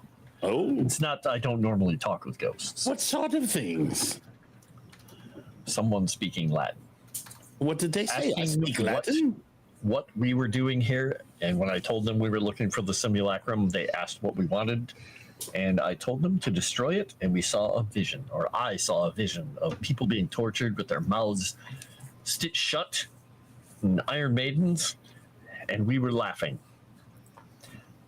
Why were you laughing? I believe we had an out-of-body experience. Let's just keep moving, all right? And hustle him up the stairs. Yeah, I start running the hell out. Yeah, we moving. I start moving a lot faster than I was a moment ago. That's He's a very familiar spry. feeling. Yes. I am actually very spry for an old man. He was speaking some kind of evil yabba dabba, Mr. G. Yeah, I'm not listening to him. I'm gone. You better struggle to keep up, young man. What you doing here, Struggle Bus? All right, buddy. Damn it, I wish I heard the Latin, so I would have got a roll. Sorry, bro. Yeah, well, better to be safe than dead. All right, and as you all exit, we'll say that you all see you see Camellia and India walking up as well. Yep. in your direction. Oh, and I thought things couldn't get any worse. Yeah.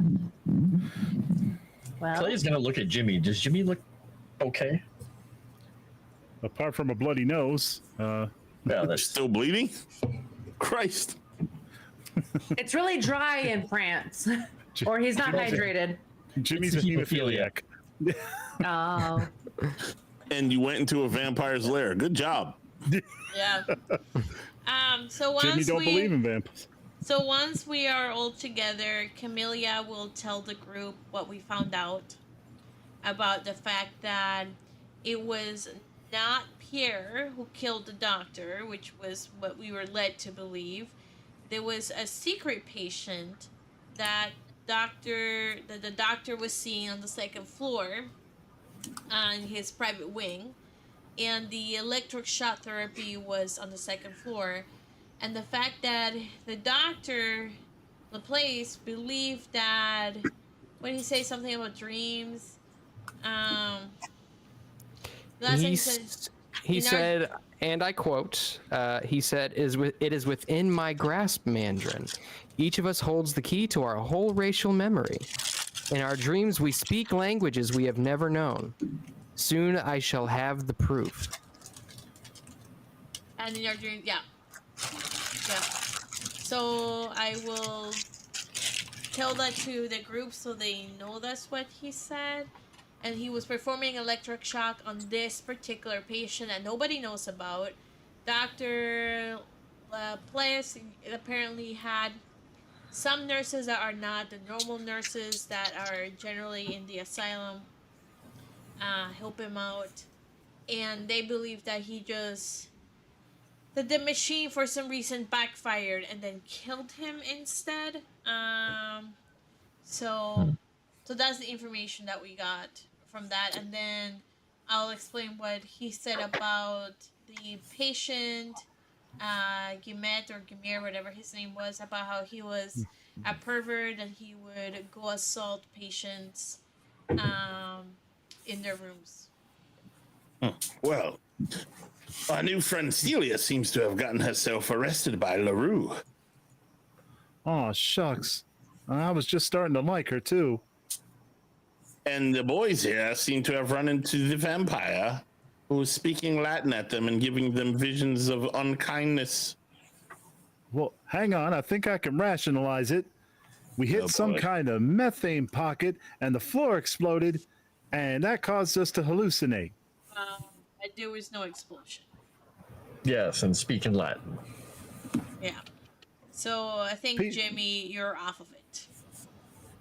Well, there's definitely something down there. I'll admit to that much. Something evil. There is evil everywhere. Well, yeah, I was going to say there's evil right here among us. Not normal evil, but like the storybook kind of evil. Clay Yes, looks nervous for a second. Like biblical evil? plenty of stories, Jimmy. Plenty of stories. Okay. Well, heck, gosh, Mr. G, I thought you'd be all about this. So I think the question is next steps. We know there is a patient on the second floor that was moved and is no longer there. Maybe it's possible the patient you were talking to in the basement is the patient that they were referring to?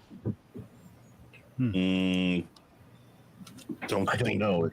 Somebody was speaking in Latin, and I don't understand. I'm wondering if we saw a vision of the torture that they underwent. The Count? Someone else? Or? I don't understand why you were laughing, though. Why would they make you laugh at such a thing? I'm just wondering if we were seeing the point of view of the person talking. That was Kind of had to be there, I guess. Yes, well, I'm glad I wasn't, Jimmy, because I'm sure it wasn't a fun experience, you madman. Maybe the question is... wait, there's nothing in the journal that I have from the doctor that talks about this secret patient or has an idea of who the people were that were helping him?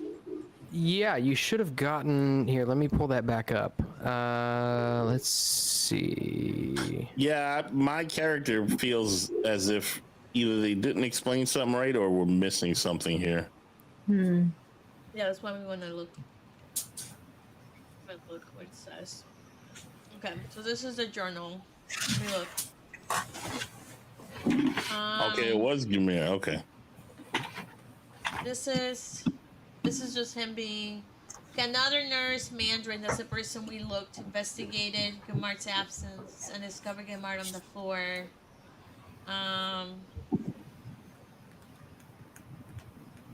Where Gamart was another man, one unknown to this institution and in tragic physical condition.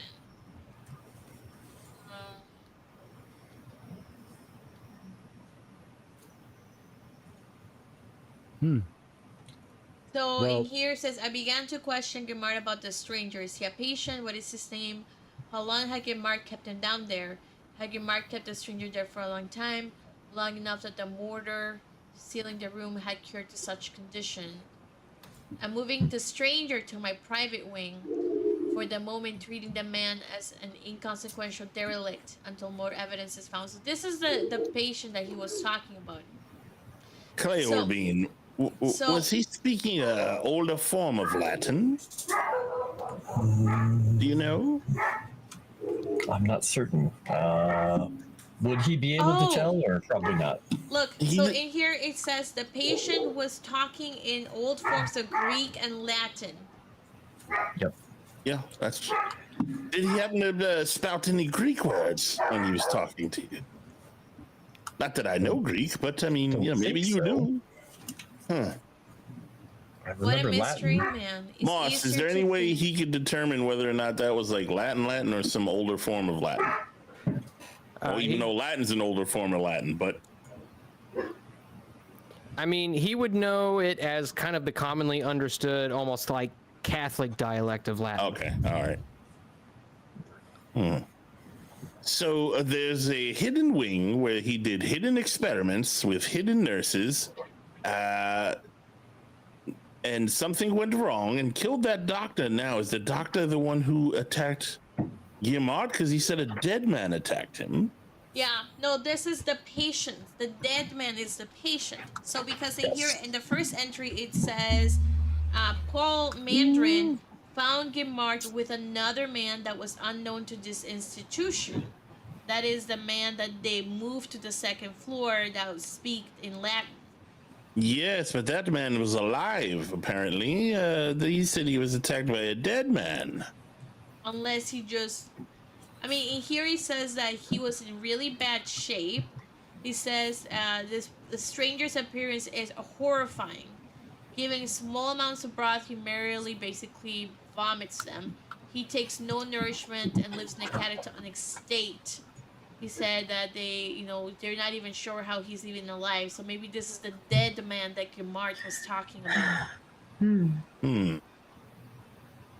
Or somehow the doctor came back to life and attacked him. One or the other. Either way, it's not encouraging news. Well, how does one come back from the dead? You were never fully dead to begin with. Well, if one is a vampire, he's already dead, isn't he? I would explain the mist. And it was explain the Latin. So it looks like we know where this patient is, which is in the basement, where he talked to you guys. What exactly did he show you when you asked him about where? Oh, it was awful. Well, did you recognize the place? Could it be the catacombs? I don't know. It wasn't the place we were in. It looked like a torture chamber. Does it look like it could be the catacombs, maybe? Is there a role for familiarity, Moss? Give me an idea roll. Like all of us, or just the people I would who watched imagine the guys who saw it. Yeah, you can all, because I imagine you all would have discussed it. So go ahead and give me an idea roll, all of you, if you will, if you'd like. Let's be idea filled. I got a 12. I got a 14. So extreme success, baby. Nice. Okay. And Jimmy got one too, I think. I got a regular success. Wow. Jimmy really got one. All right, I will divert your attention back. Is it? Yeah. It was like honor. I actually was gonna point the. Yeah. So was I. But I didn't want to. Yeah, howling and screaming. Yep. Oh, many devices of torture lay in many chambers. So in his abode.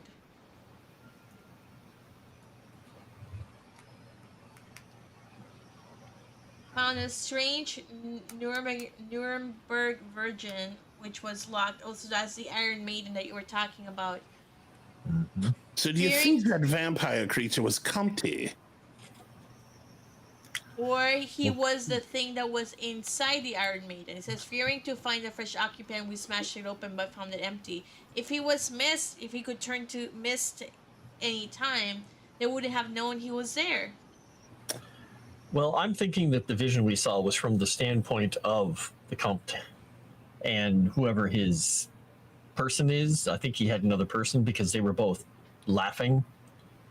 And I think it may have been a vision from their point of view, watching the people that they were playing with. Oh, that's horrible.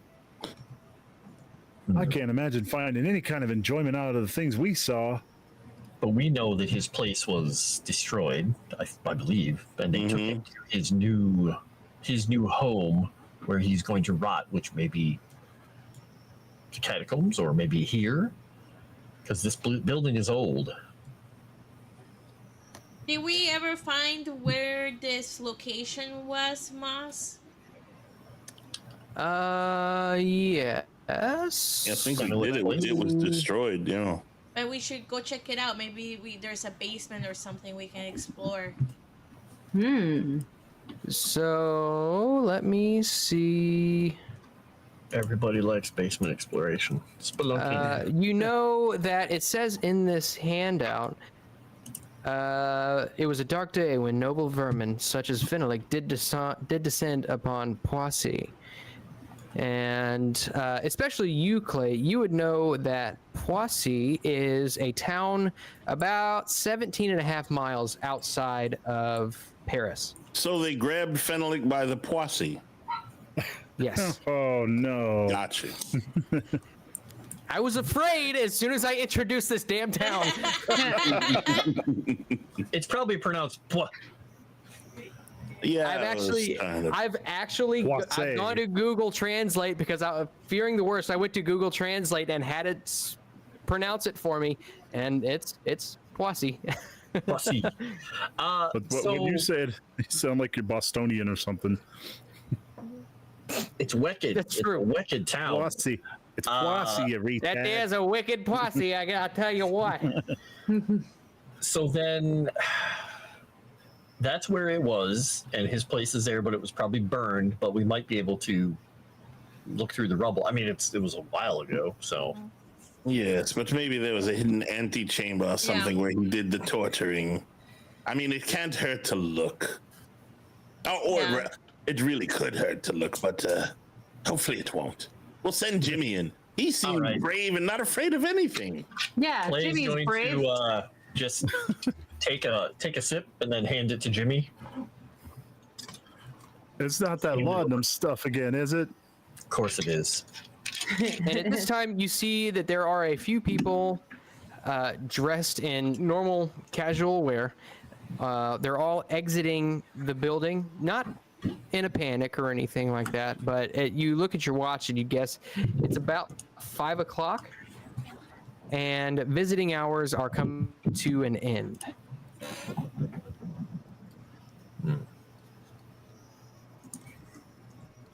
Well, I don't suppose there ain't much left for us to do here. Oh, all right, let's head out. What about your friend? Excuse me, it's been a long day. What about your friend that got arrested? Do we care? I mean, I don't barely know her, but I'm sure she'll find her way out. Okay. For families that will. Well, you don't have to twist my arm. I was just curious if you can. Well, we don't know anybody here. I could try and find a group of unsavory people to do something, but I don't think that's gonna help her much. No, probably not. But we should get on to this Posse place. Yeah. should we make sure that we go tomorrow, or do we want to explore it in the evening? Do we have time, Moss? It's 5 p.m. Can we take our own time? I mean, that's really up to you. Well, I mean, we're not in a rush, right? No. Not I mean, really. I mean, you know that the Orient Express is not, as I told you before, it's not one train. Okay. It's a whole line of trains. So they have trains leaving at various times. So you can take your time if you'd like. All right. Well, we should probably get some rest then. Yes. Get ourselves some rest, get some food, possibly see if Mustafa has any information on anything. Yes, Mustafa. I'm not sure I trust him. Neither do I. Well, that's... He seems awfully sweet on Miss Camellia, Mr. G. All right. So you all make your way back. I filled my charm roll, so not really. Let me see. Bear with me for just a second. There may be many trains, but is it the train? No. The train. So you make your way back to Clay's apartment. You enter the door, and there Mustafa stands. With no skin.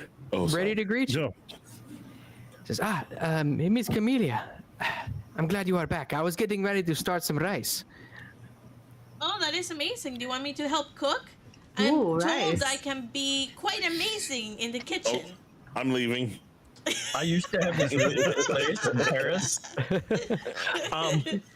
Clay is just going to look at Mustafa and just say, and see if he responds.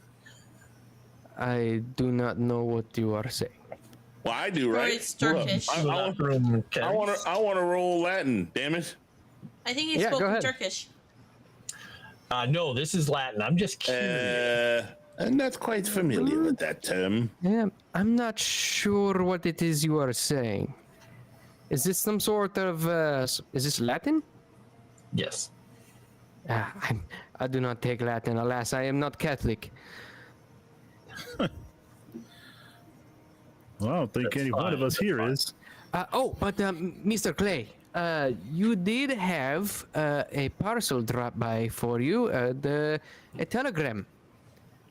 And he gestures towards the table where you see what looks to be kind of like a manila envelope and a few telegrams. One of them is addressed to you. One of them is addressed to Mr. Gore, and another one is addressed to Camellia. Oh, well, pick them up and hand them out. Sorry, India. Sorry, Jimmy. There is nothing for you. Well, actually, hand somebody the newspaper if they want it, so they don't feel left out. Look, see them funnies. Right. So the one, Clay, that is addressed to you, you actually see that it is from a Mr. Beddoes. Open it up and read it.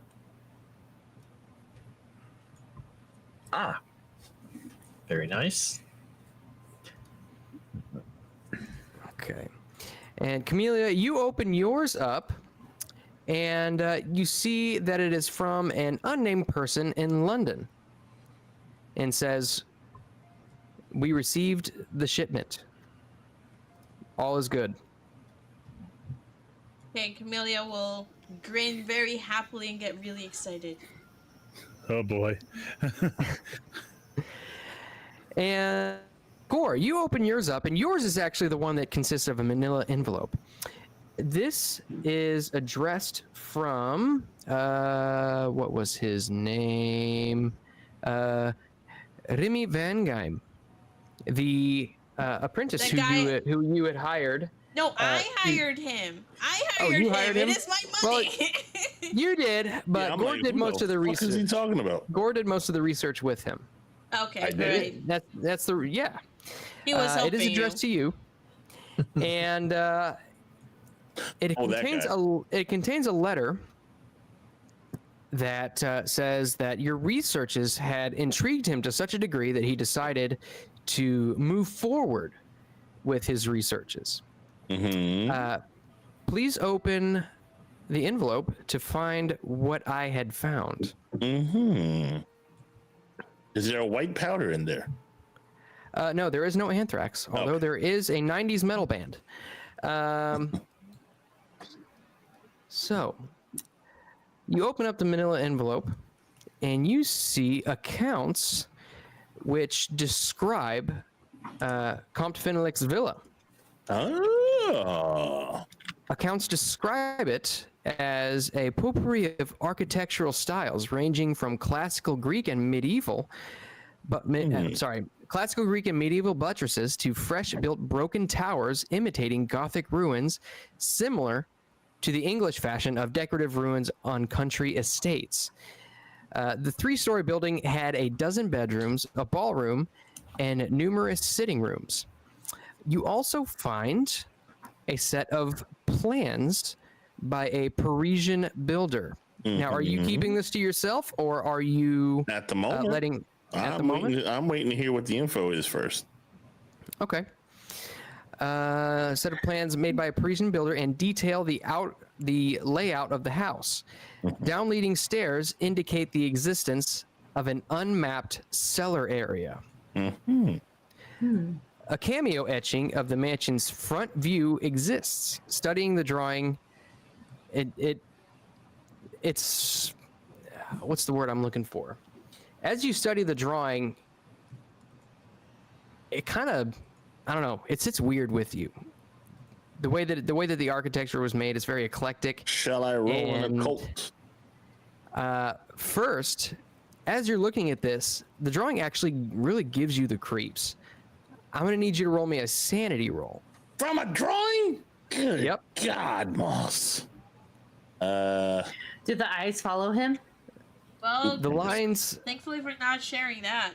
the lines on the building are subtly craved Yeah, I'm good. and do not seem to be the product of a rational mind. You don't lose any sanity. However, you notice that the site of the villa is not listed. But Remy also writes that you might check in the town hall in Poissy. Okay, I show Clay the information. And he hands the telegram from Beddoes around to everyone. Beddoes. Interesting. So, well, yes, Poissy is where we need to go. And then you show the stuff to them, stuff I gave you? It depends on if you're okay with it. He's just like, Yeah, I just passed it to you for next reading. You can. yep, just pass it on around to everyone so everyone can read all the information, look at the drawing and all that stuff. And I'm assuming we're all going to go crazy here. So apparently, Everybody who wants to take a look at and don't metagame this, but everybody who takes a look at the blueprints needs to make me a sanity roll. No, man. Clay's like, Yeah, whatever. that is a strange looking building. Ba, ba, ba, ba, ba, ba. All right, sanity. It appears we were right. Apparently, oh boy. Oh I boy. rolled, but I don't know when mine is gonna show up. Uh-oh. Wait, Jimmy's why is there a I don't know what that is. I got a I think somebody red- was typing, possibly. Man, and I used a Eureka point for that and everything. Yeah, you done fucked up. Okay. So everyone who fails, Sevvy, I don't know if you failed yet or not. I have no idea. But everyone who fails only loses one. This isn't a majorly disturbing thing, but you can tell that whoever designed this house was a bit crazed, and it bugs you a little bit. They was funked up. Once my rolls show up, I can tell you if I failed or not. That's so weird. I don't know why it wouldn't show. Are you updating the software every time you jump in? Oh, I don't know. That's odd. Because I think you're the only one who's having. It might be just because you're kind of the center of the stream right now. So, Could but be. with that, why can't I think of his name? What is this? Mustafa. He begins preparing rice in the same fashion which he prepared it the night before. Oh, great. So apparently we were right. There is a basement, but it seems like it's in a different building, possibly. You it's based on in the that blueprints, case. you would see that the designer had mapped out the stairs, but didn't map out the cellar area. Right. But didn't you say it might have been? But it's on the same thought it location. was.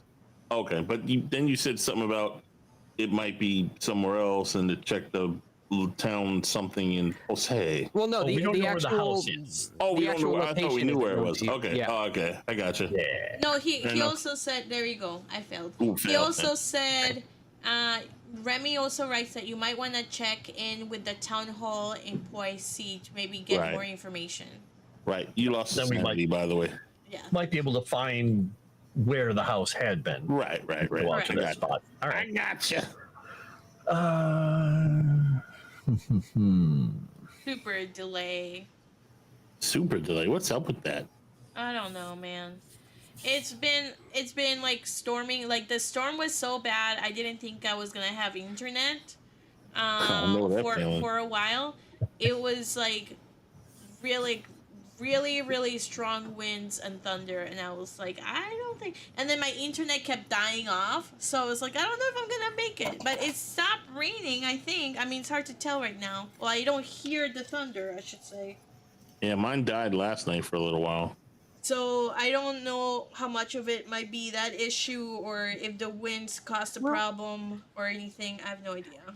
Well, it's done it before. I don't know the chat. Are you noticing a downgrade in stream quality?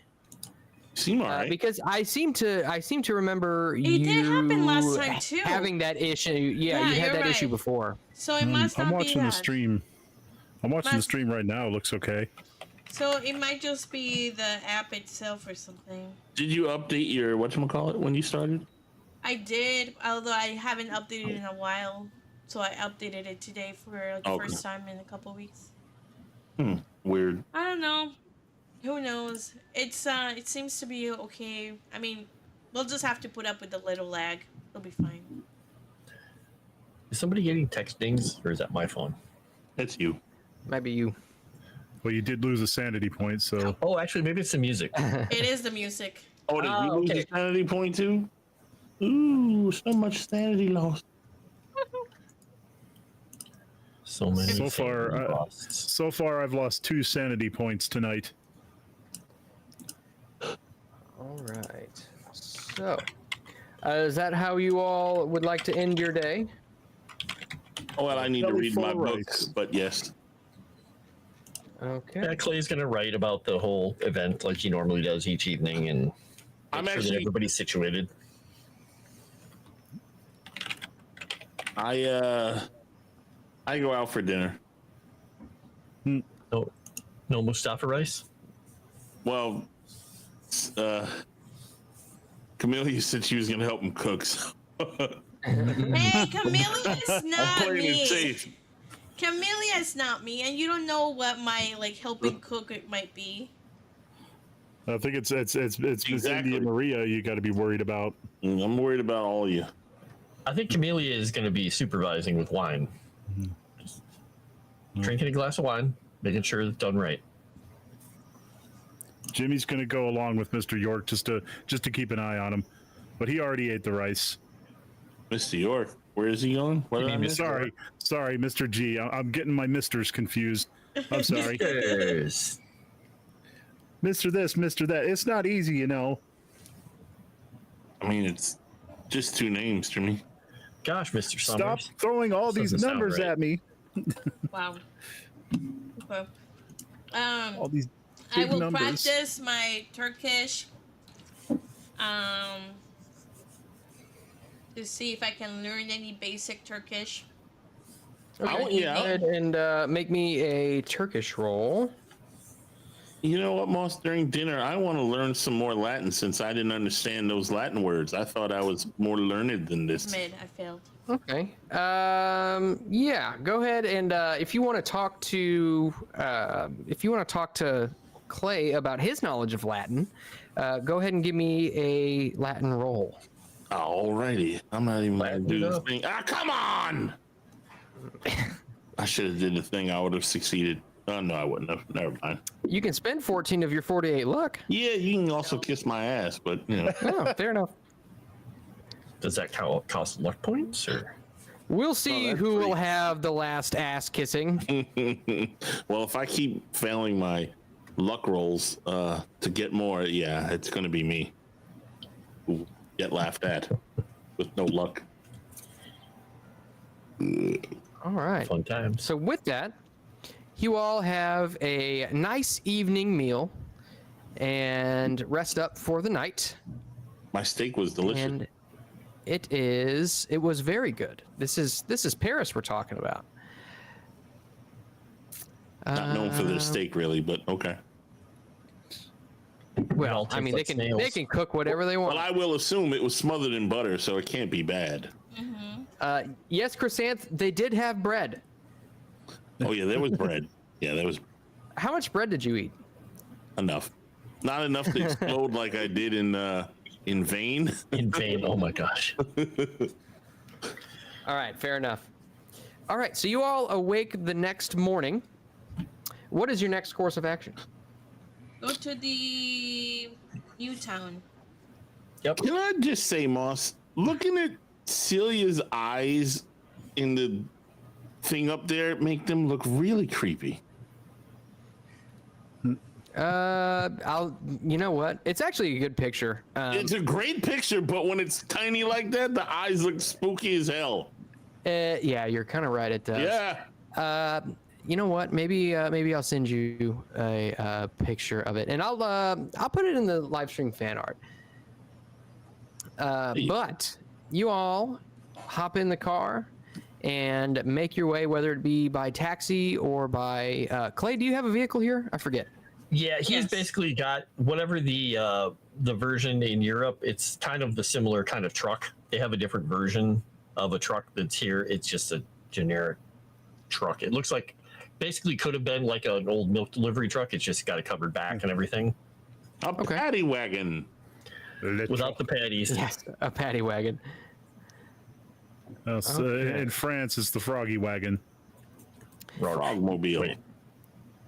Wait, where are we going? I missed where we were going. You are going to Poissy. Oh, right, Poissy. Yeah. I'm old. What's no breakfast and second breakfast first? What sort of operation are we running here? Nothing like it. A secret operation. So you all make your way to Poissy. The road winds through small suburban towns and hamlets before entering the Forêt de Saint-Germain, a dense, brooding expanse of woods where animal tracks can be seen in the snow on either side of the road. At last, the forest opens. There are some fields, silent and desolate under the snow, and then the first small houses, and then on the right side of the road, you will see the Seine, which is the river. Did I say that right? Seine? I think it is a weird I pronunciation, need to but see how you write it to tell you did it right. S-E-I-N-E, I think. Yeah. You see the Seine S-E? just a few dozens of yards away from the road.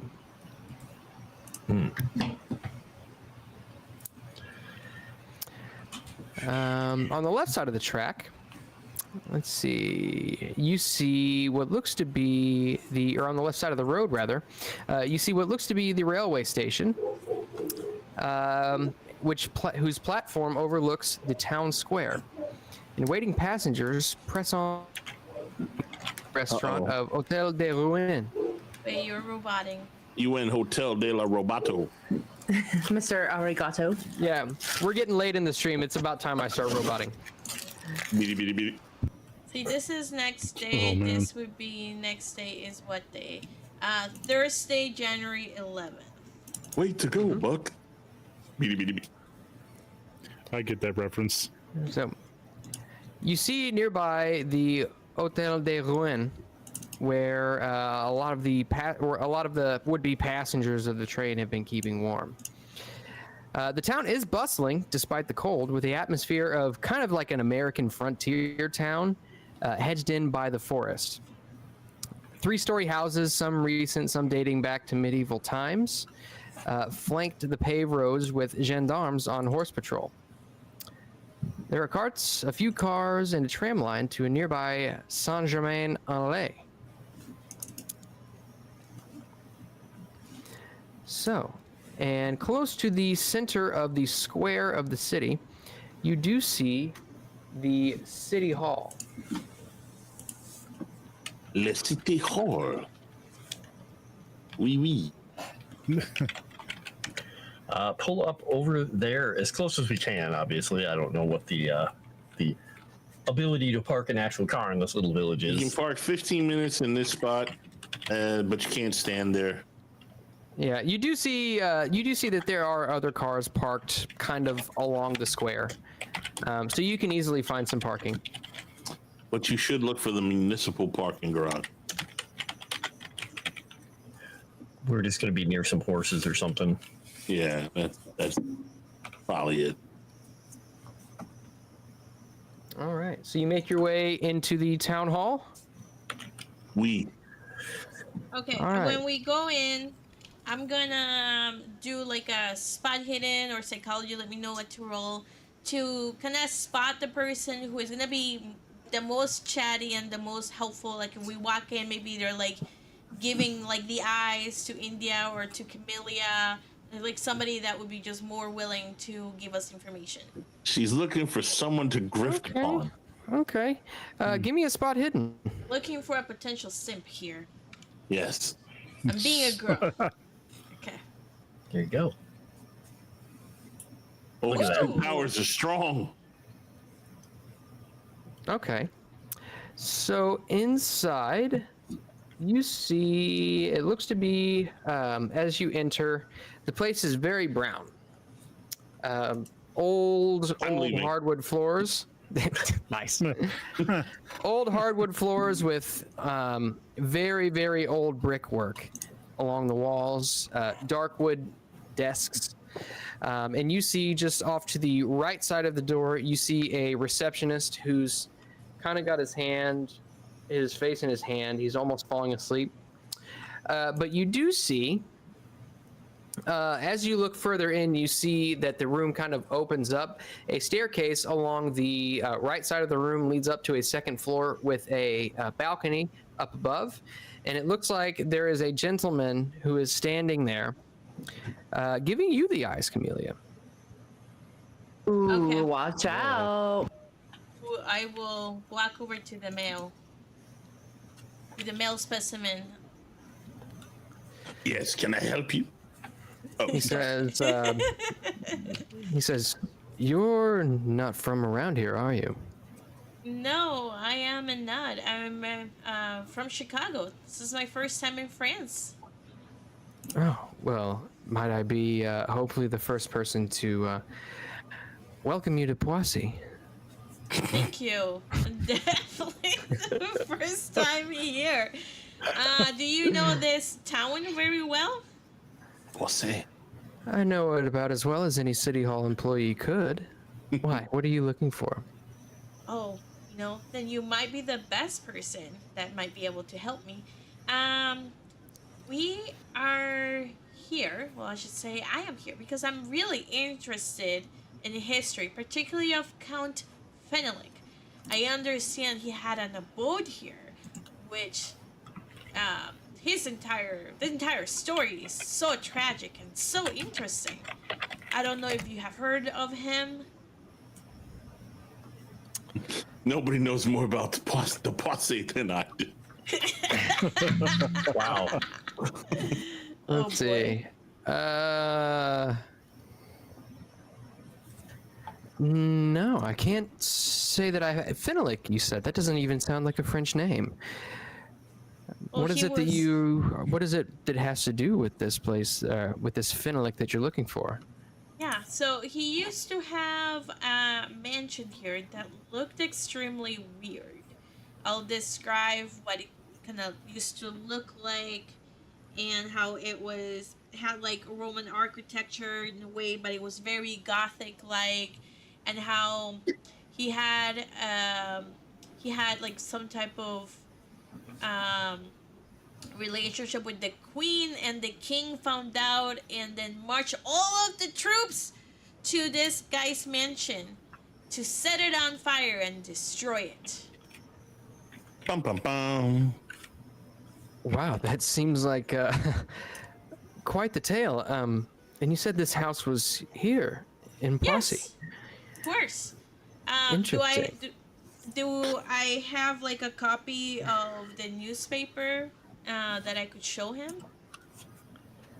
Of which newspaper? The one that talks about the king going to his house.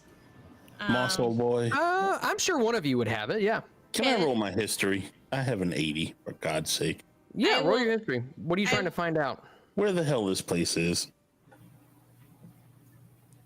I got a I mean, success. I would say you probably need an extreme success because this is Yeah. old and it's one villa amongst many.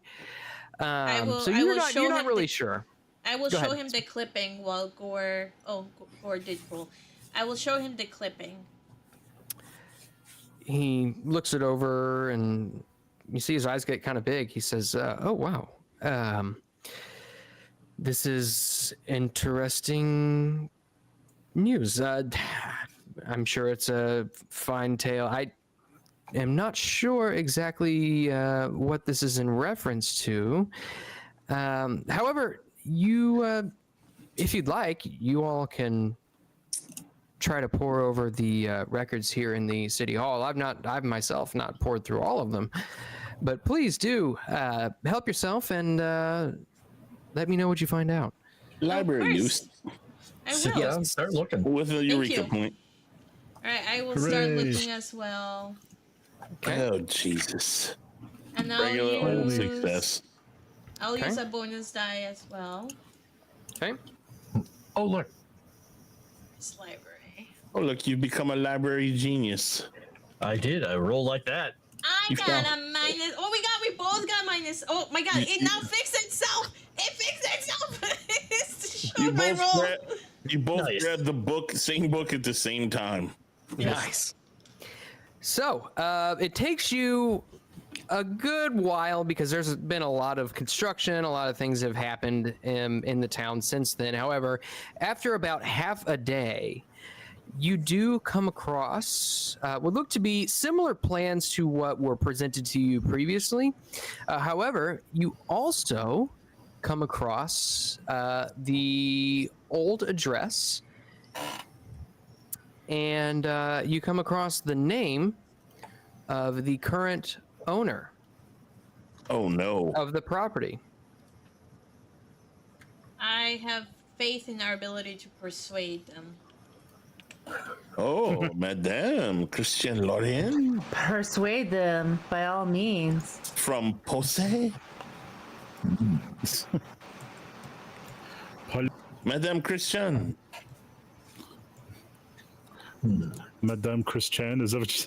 I Maman need to Christian. grab your villa in Posse. I didn't have that one on the bingo card. grab her the villa, posse. Wow. But Okay. I will ask directions from the employee that was so helpful if they can help us figure out where this location is. oh yes, Dr. Christian. He and his wife live down. Let's see, down past the Collégiale Notre Dame de Poissy, and down just a little. Let's see. The school of what? Yeah. Wait, Mr. Christian, it says Madame. No, it says Says doctor doctor and and madam. madam. Oh, I don't speak Christian French. Well, it means and. Basically, he tells you you need to pass by the Collégiale Notre Dame de Poissy, which is as you can tell, is a church, Okay. and it's down the street a little ways. And he Probably says, isn't incredibly far away, but we'll see. he says, tell the good doctor that I said hi. I'm going back and forth between American and freaking French. All right, I will. Tell the good doctor I said hello. Will do. I appreciate your help. Excuse me, young man. Your baguette is hanging out. Oh, my apologies, mon ami.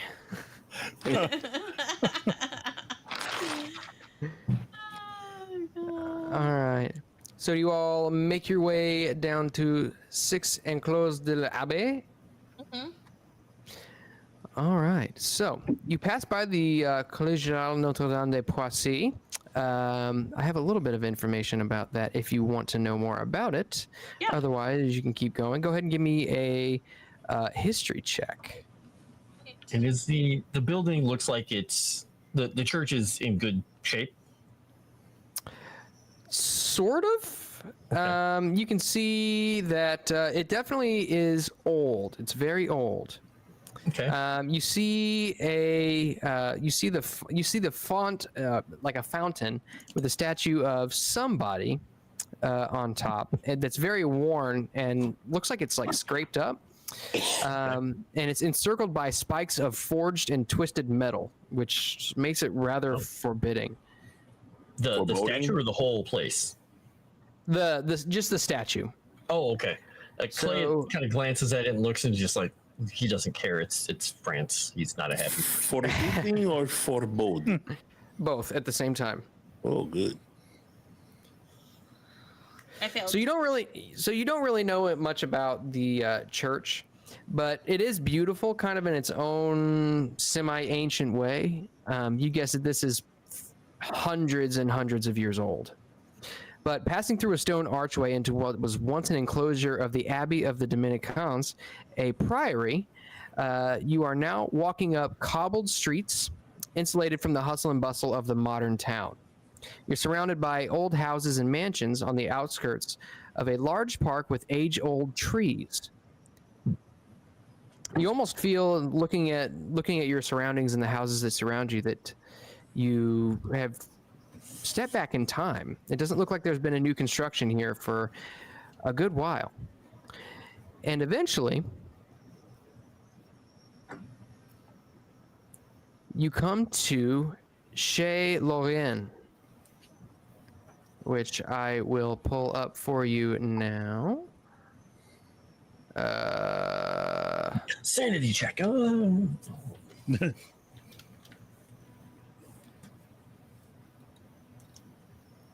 Everywhere This is creepy.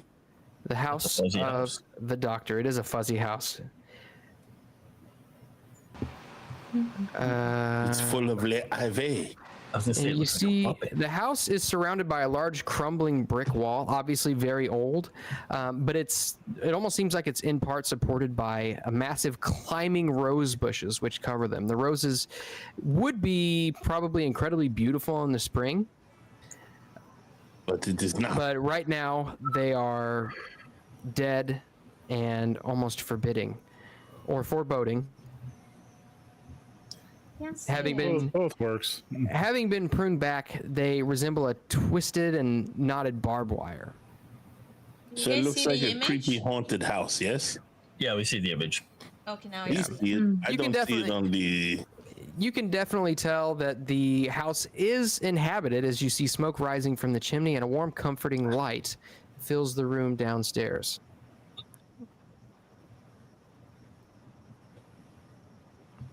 Okay. All right, I will walk over and knock on the door. So is this the house or is it next to the house where the house was? You remember that the house in question was burned and Right. demolished. Oh, it was. This is of a little bit newer construction, still very old, but a little bit newer. And you know that this was built on top of the old The site. ruins. Okay. Mm-hmm. Hmm. So, did you say you go up and knock on the door? Yeah. Well, wait. We need a plan. Okay. The plan is we explained that we are history buffs and we know that something really exciting happened a long time ago, and we're wondering if they can give us a tour of Yes, their well, we home. need to get into their basement.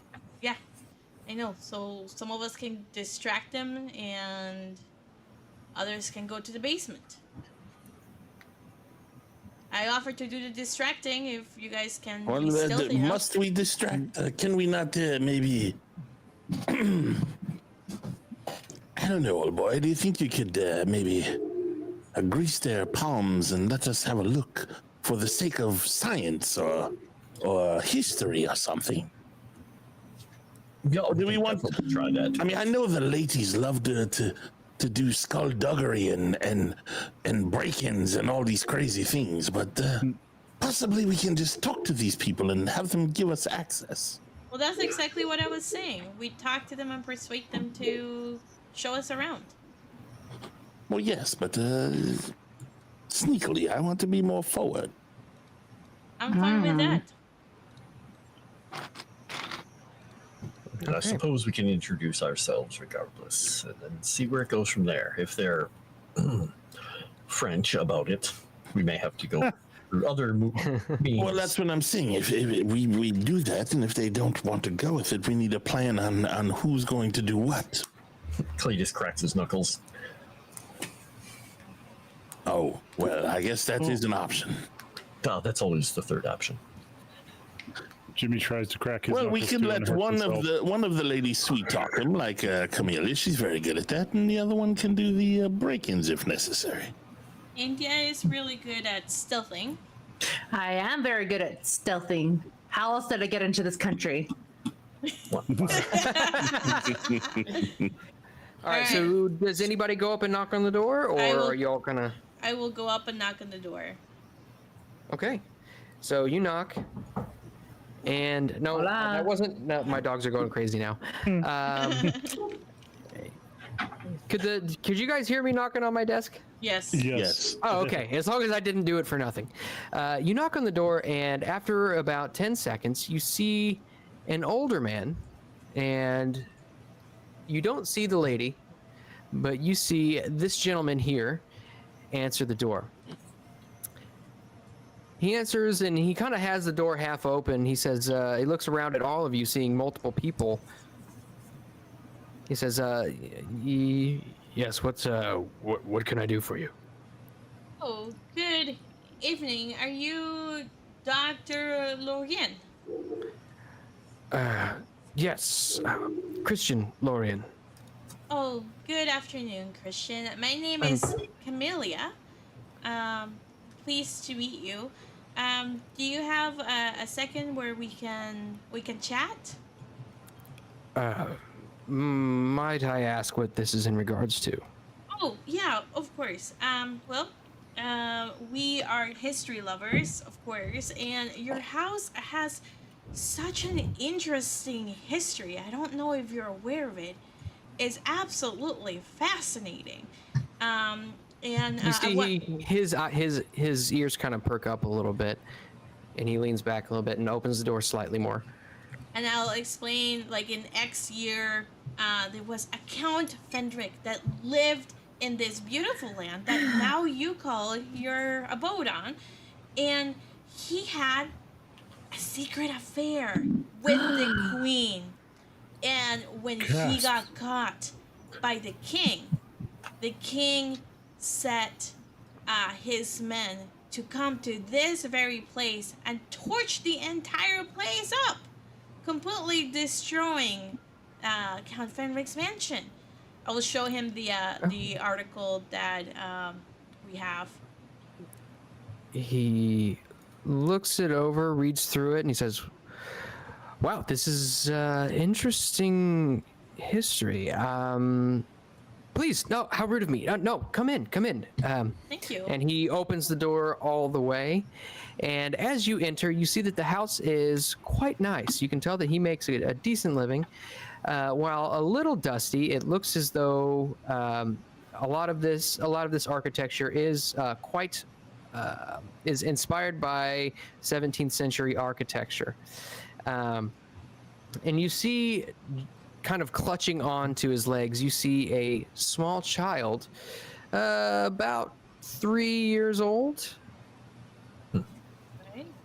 Oh, hello. Hello, you little dear.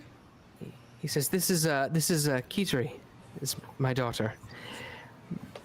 Please come in, have a seat." And he gestures towards the dining room, and you see a fine carpet, a nice mahogany table with a fireplace burning beyond, and several seating places for about 8 around the table. He says, would anybody like some coffee? Oh, that would be lovely. Clay nods.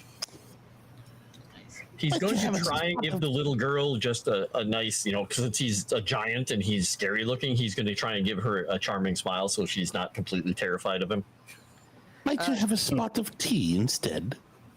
Oh, yes, of course. Clay, give me a charm roll. All right. He's pretty good at it if he has to be, but we'll see. Charming Lay giant. down the charm. Oh, yeah. Can Wow. You can be charming with humans, not. I mean, what? Jumps on his back. She No, kind get up. of giggles a little bit and then runs back to Christian and clutches onto his legs. Oh. And you see as he begins making coffee And and tea, he's in the kitchen, which lies just beyond the dining room. Kitri is there clutching his leg, and he's staring at all of you. Oh, sorry. She's staring at, I misgendered my own character. She is staring at all of you, but in particular, she's looking at Clay. Ooh, lovers. She just wants Disavow. presents. she's like, fine. Disavow. Okay,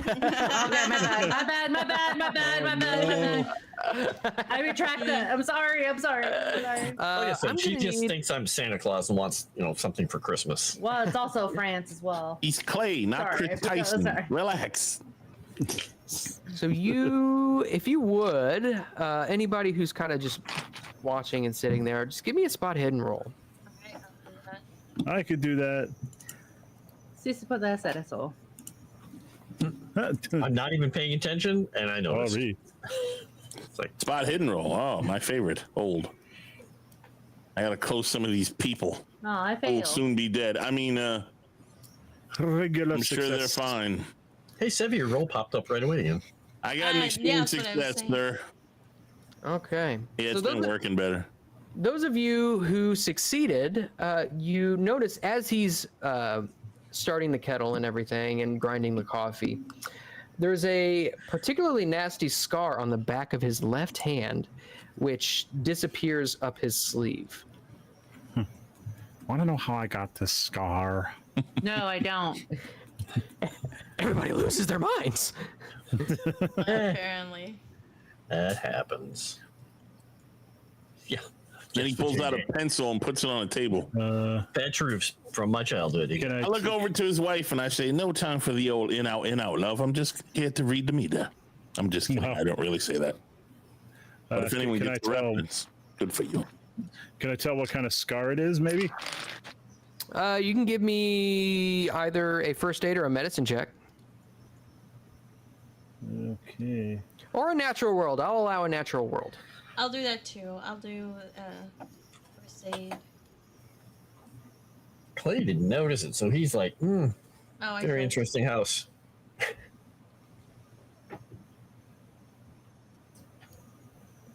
It's gonna be like first history aid or something. Hard success. Okay. Wowie. All right. Is anybody else rolling? I did, What but are I we failed. rolling? To What are we rolling? determine the scar that he has, how he Yeah. got the scar. Yes, but what are we rolling? First aid. First aid, medicine, or natural world. Gotcha. Damn, I'm good, Moss. Oh, wow. Damn, son. All right. So, Yay. nice. Okay. So, yeah, everybody who succeeded can tell. It looks like there was an initial piercing in multiple areas, and then sort of like almost as if it was dragged along after the initial piercing. Let's see. I would say, Sort of yeah, like- Gore and Jimmy and Gore, you would guess that this is probably or could be a result of maybe a rosebush pruning incident or something along those lines. My mind was going to go towards animal attack, but Or war wound. He got attacked by Crescent. Of course he did. And finally, he brings the coffee and tea over to the table and sits down. And begins just kind of chatting with you. He says, so tell me, how did you come upon this information that you're talking about? What did you say? It was Count Fenelick? Count Fenelick. We actually found the information from, hold on. Nope, that's not the one I wanted. From the bibliothèque in Paris, the main bibliothèque. I forgot the name of it. Bibliothèque Nationale. Yeah, the Bibliothèque Nationale in Paris. We were doing research, and we came across this scandal. So of course we had to come and see the house and see the area. Oh well, it's quite interesting. I wish that I had more to tell you. I want to see if he's lying about what he knows about the house, Moss. Yeah, go ahead and give me a psychology roll. Yeah, I'm going to use a Eureka for that too, because I kind of suck at it, and I still suck at it. I'll do it as well. Okay. And this is just psychology? Yeah. Yep. All right. Okay, success. Hit it exactly. Okay. Made it by that much. All right. So, let's see. Okay. You can tell that he genuinely doesn't know anything about this Comte Fenelick or the manor which stood on his current property.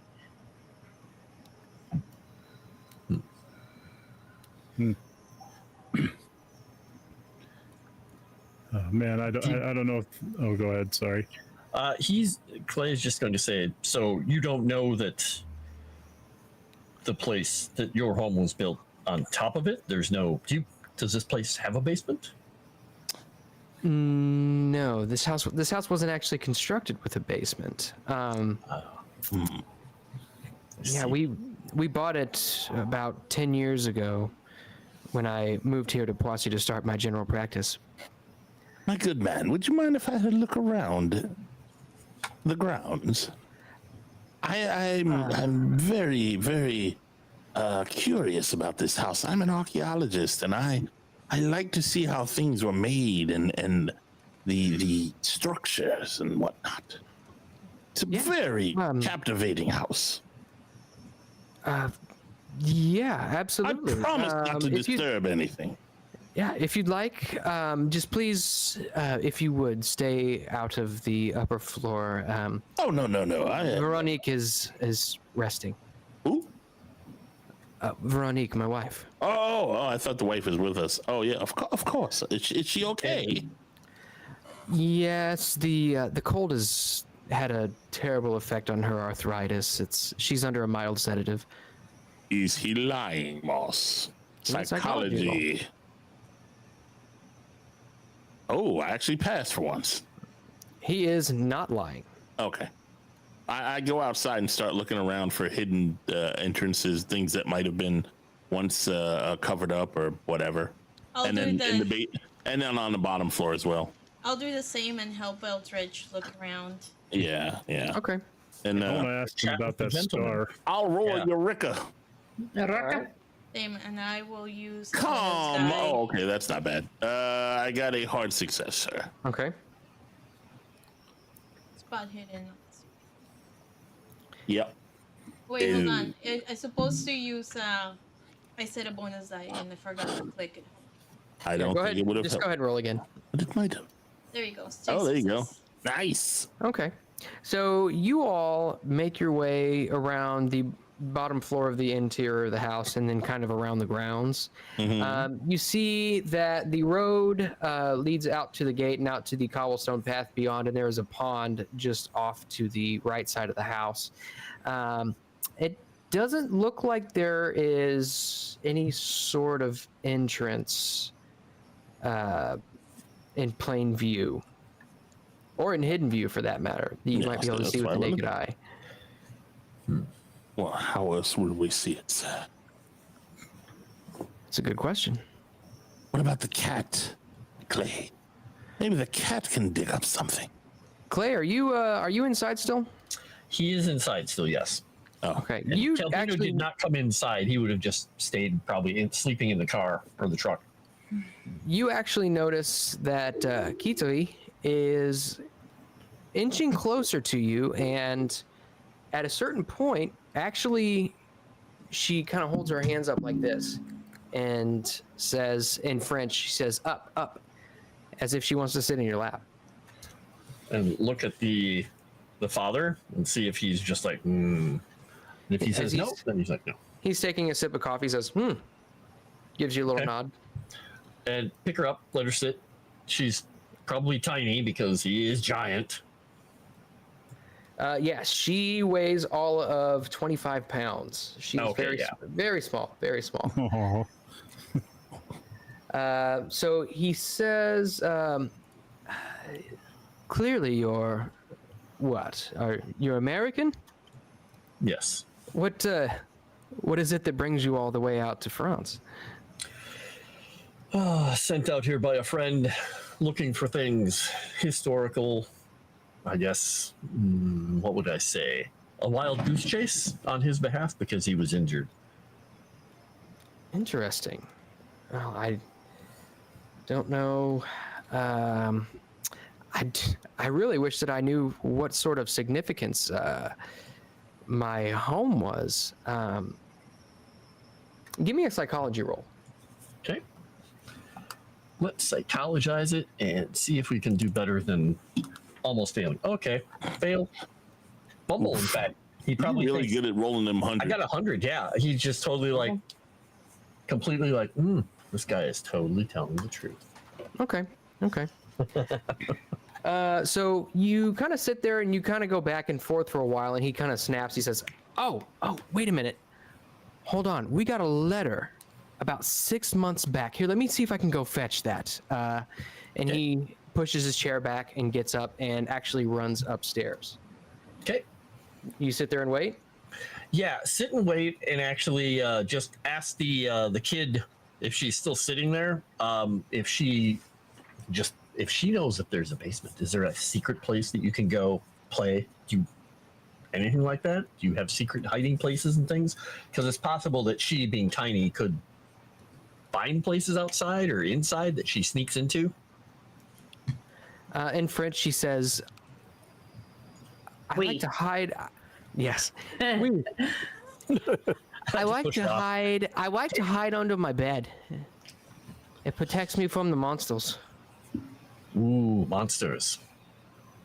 What kind of monsters? The scary kind. The worst kind. The ones that come out at night when you're sweeping. Do they make strange noises? Do they speak in Latin to you? Latin? What's Latin? And he's just going to say a few things in Latin to her. She scratches her head. I don't know. Quid tu hic, for example. And after a few minutes of this, Christian actually comes back. He says, I found it. I got this strange letter about 6 months ago.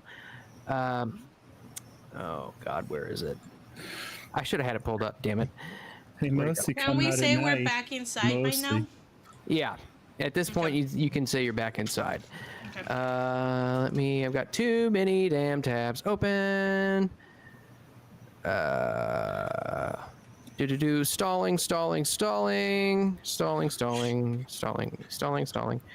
I'm gonna give her my pharaoh hat. Makes sense. And he says, didn't know what it was about, and it didn't really. I didn't know the individual who sent it, and it really didn't mean anything to me at the time. But it's interesting. Perhaps it might relate to what you're talking about, and he hands it over to you. Okay. All right. Oh dear. Sorry, I read quickly. I got to a few words. I still can't see it, so Chad's gonna have to wait for a second while it loads. Do you want me to read it? Oh, I see it now. Yes, please Okay. read it. Please read it. To whom it may concern, I realize that I am a complete stranger, and this letter may well mean nothing to you. My name is Edgar Willington, and I'm researching the history of a statue known most commonly as the Sedefkar Simulacrum. I recently came into possession of an old scroll which presents an intriguing description of the item. This piqued my interest, and I'm now endeavoring to trace the simulacrum. My search has led me to your address. The name is probably meaningless to you, but through my researchers, I've learned that the last recorded resting place of the piece of art was in a house that occupied your land in the late 18th century. The statue was a unique Arabian artifact, lost during the events of 1789. Its last owner was a German nobleman who once lived where you live today. Please, I ask that if you have heard any local stories regarding this item, or maybe found any traces of the old house and its possessions on your land, which might give a clue as to the eventual fate of the object, would you be so kind as to write me with a summary of the information? I apologize for the rather strange nature of my request, but I feel that I should pursue whatever leads remaining to me. I hope that you will not go to any great length regarding this. Yours most sincerely, Edgar Wellington. Heard this name before? I don't remember that one. Not yet. You have not come across that name. Okay. And that is going to, after Clay reads it, he's just going to look at him and say, that's very interesting, because that is exactly what we are looking for as well. He looks at you with sincere interest and says, what is it? The simulacrum that it's talking about. It's a strange old statue that different groups are interested in for different reasons. Some of them possibly a little less than savory, but it was split apart a long time ago, and it's possible that either it or part of it was here at one point, held by that very same person. And as you're saying this, you see Kitari, who's still in your lap, reaches for the letter which you're currently holding, and knocks your other hand and just drenches her left arm in coffee, and she begins screaming bloody murder, almost as if her arm had been cut off. And Christian jumps up and he says, "Now, Kitari, it's okay. He says, please, I'll be right back." Okay. And he takes Kitari off into the lavatory. Have your screaming child back. Your screaming clumsy child, no less. Well, yes. No, that was deliberate. Yeah, and he's going to just hold the letter out to whoever is currently next to him. I'm assuming it's Jimmy right now. Yeah. So it says it occupied in the land. It doesn't say in the house. Yeah, occupied your land. So when Gore and I were outside, did we see anything that might resemble a part of a statue? No, the land looks like it was pretty well cleared. The only statue we've seen is at the church.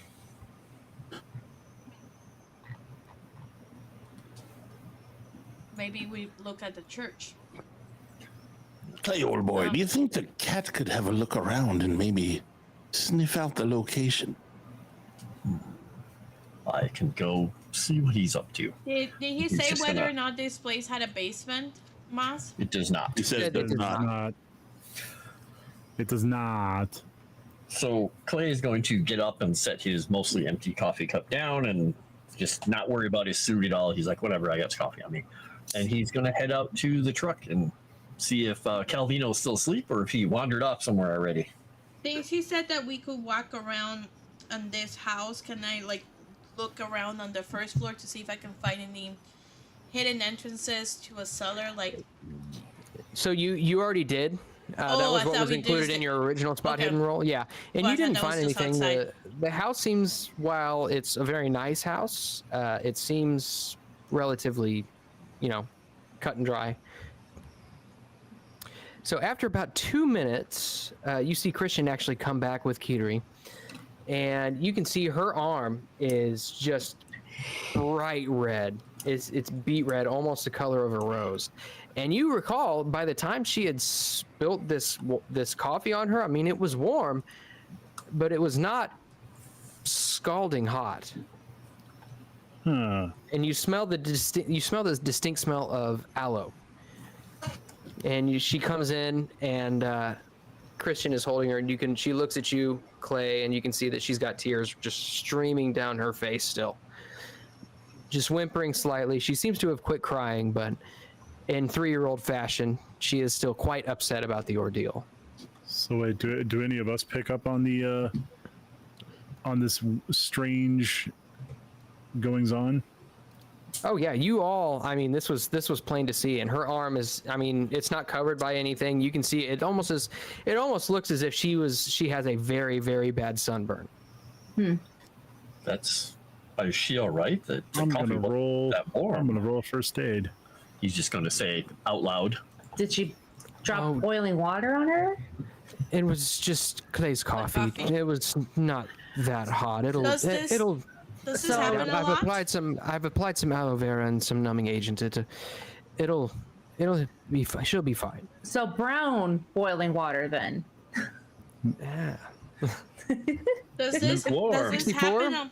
Does this happen a lot? I mean, your wife taking ill, your daughter being burned by like not really scorching coffee? Oh, well, I mean, the coffee might be a bit of a, I don't know, happenstance. I wouldn't think anything of it. And Jimmy, with your first aid roll, you can tell that what Christian has done is sufficient to probably treat any sort of burns. Okay, well, while I'm doing that, while I'm examining, I'm going to use that as a pretext to try to open up a conversation about his scars. Gosh, Mister, I'm trying to brush up on my medicine skills. Jimmy Summers, by the way, I'm a student of Mr. Eldritch Gore over here. Might I have a look at that interesting injury you seem to have obtained? I don't mean to offend or anything. It just might help me further my learning.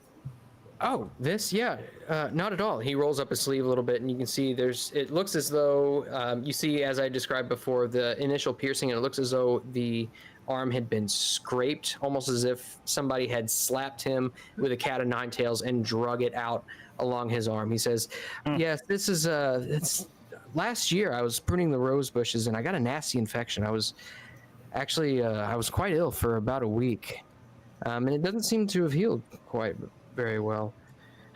Can I tell if his story checks out? Yeah. I mean, go ahead and I'll say that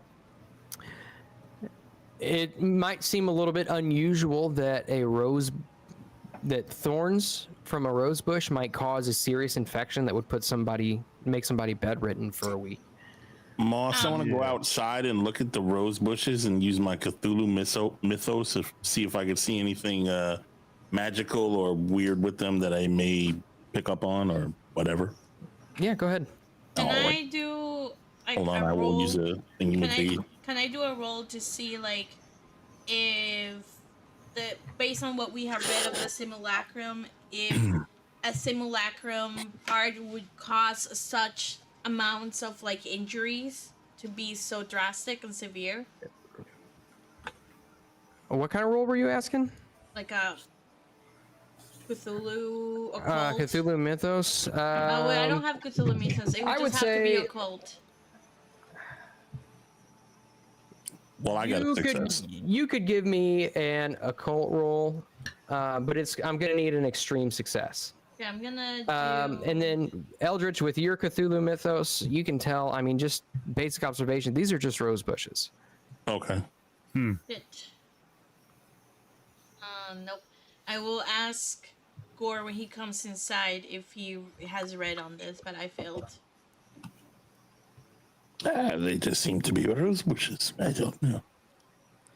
All right. So, just really quick, do you guys mind if we go just a few minutes over schedule, because there is a certain point that I want to get to, and we are very close. Sure. Okay. Yeah. Sure. But for him to get such an infection from a rose, maybe the simulacrum is here somewhere, and it's corrupting something, like causing his wife sickness or his That's daughter what I to be thought clumsy. too. Something of that Whispering this nature. to? Who's he whispering this to? I mean, that's what I'm thinking. Whether or not he's Who whispering, are I you don't know. whispering this to? Camellia, I guess. Yeah, because I did ask him about Jimmy it. agrees.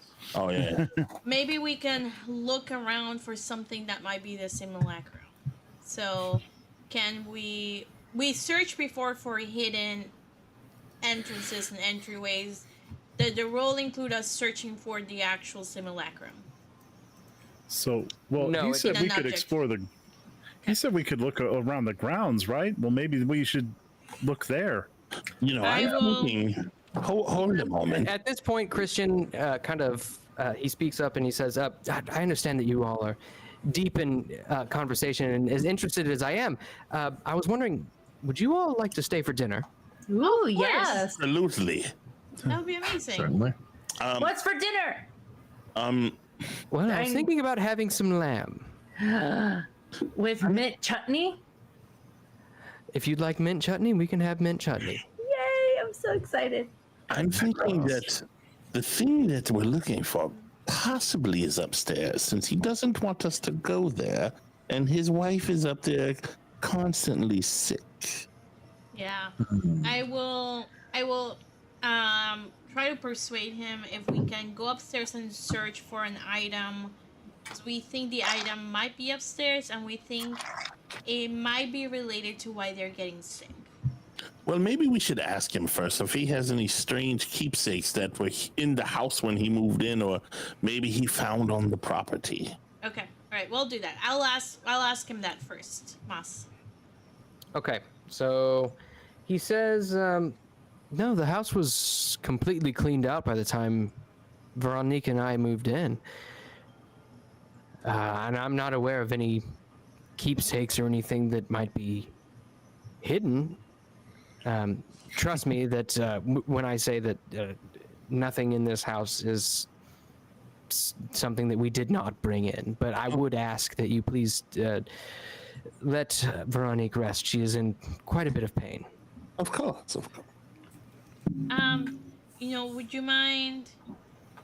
Does she seem to have any type of jewelry that maybe she didn't have before you moved into this place? Nothing that I haven't bought her. Now, I tell you what, why don't you all continue conversing? I'm going to start on dinner. Yay. Do you need help with anything?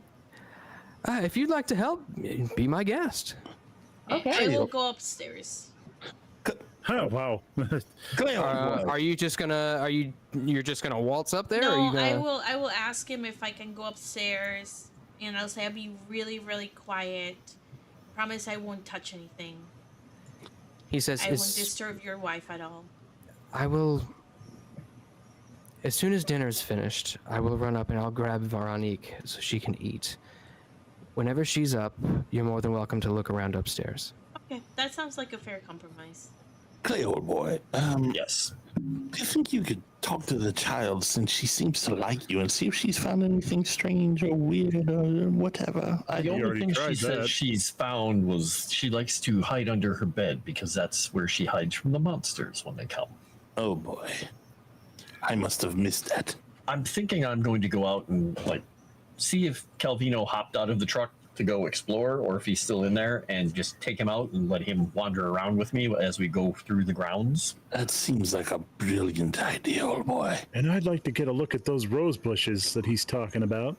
If you don't mind, I'd like to come with you, because it's a bit stuffy in here.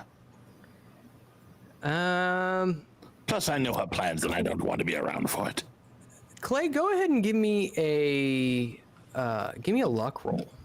Okay. I'm going to use a Eureka point because I have two left. So where's my luck? It's not great right now, but let's try it. You got this. Hey, look at that. Blackout magic. Extreme success. Okay. Calvino actually has gotten out of the truck. Okay. You look in the truck and he is no longer there, and you kind of look over your shoulder and you see just off to just off behind the house, you see him kind of like pawing at the ground. Okay. I'm not going to make up noise because I want him to stay there. I don't want him to come to me. You hear him, he's almost like furiously pawing at the snow on the ground, saying, "Meow, meow." Oh boy. Crunch on over there. I think we may have found it, or he may have found it.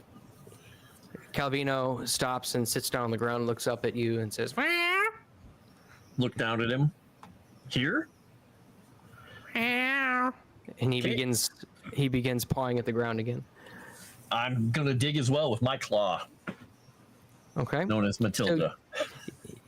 You dig away at the snow, and eventually you reach icy earth. At this point, it seems like it may be difficult to get through the rest of the dirt. Mm-hmm. And maybe a long job with a knife. Okay. Do we see anything there while we're doing it, or just basically that we got to the dirt?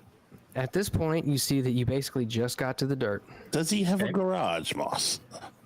Yes, Clay has he's having horrible flashbacks right now because it's like he's digging a foxhole in the earth in the French countryside. Been there In the once, winter. twice, huh? Yeah. I look for a shovel. So you see that there is a tool shed off to the back of the house, probably filled with gardening implements and things like that to take care of the immense amount of rose bushes. However, you do see that it does have a padlock on it. Son of a bitch. Well, you know what that means. It means we got to ask Miss Maria for help. Means the No, adventure we- ends. Well, we could just ask him if we may have found something, and it would be in his best interest if we got it off of his property, so it doesn't cause any problems here for him. Right. Sorry, Mr. G. I'm used to a lot of sneaking around lately. Yes, I know, but this man seems to be pretty harmless and helpful. Maybe he will help us, even though, you know. I'm worried we're developing a bad habit. A bad habit of what? Sneaking around, going behind people's backs, Well, that's- stealing. Well, I don't steal. That's why we're going to ask the man, Jimmy. I know you like to hang around with the help, but they're dangerous, you know. They're criminals. Oh, I don't think I like hanging around her much anymore. I don't blame you, good man. Finally, you've caught on. Anyway, I go ask the guy if we can use his shovel to... I think we found what we were looking for, and Okay. it'd be best to get it off of his property. Okay. As you make your way back into the dining room, you actually see Veronique sitting at the table. And as you kind of look her over, you see that her left hand is bent in a wicked, crooked shape, almost like she has cerebral palsy. Oh, God. And she holds it and caresses it and stands up and winces a little bit and curtsies a little bit towards you. Says, "Gentlemen, I apologize for my resting tonight. It's a pleasure to meet you. I'm Veronique Loren." Introduce myself. Oh, no need to apologize, ma'am. It's understandable. If you're not feeling well, need all the rest you can get. I appreciate your understanding. Then it is Christian. Yes, Veronique. It's almost done. Ma'am, how long have you had this on this condition? Oh, I've shortly after we moved in, probably I don't know, 7-8 years ago. But it The was affliction- right after you moved in here. Yes, it could be the change in climate. Or something. I'm not sure. I am getting up in age. What if I told you that there's something possibly on this property that has caused your condition, and if we were to remove it, you might start feeling better? Oh, poppycock. That sounds ridiculous. I know how it sounds, but But I am very adept at these things, and I know a thing or two about a thing or two.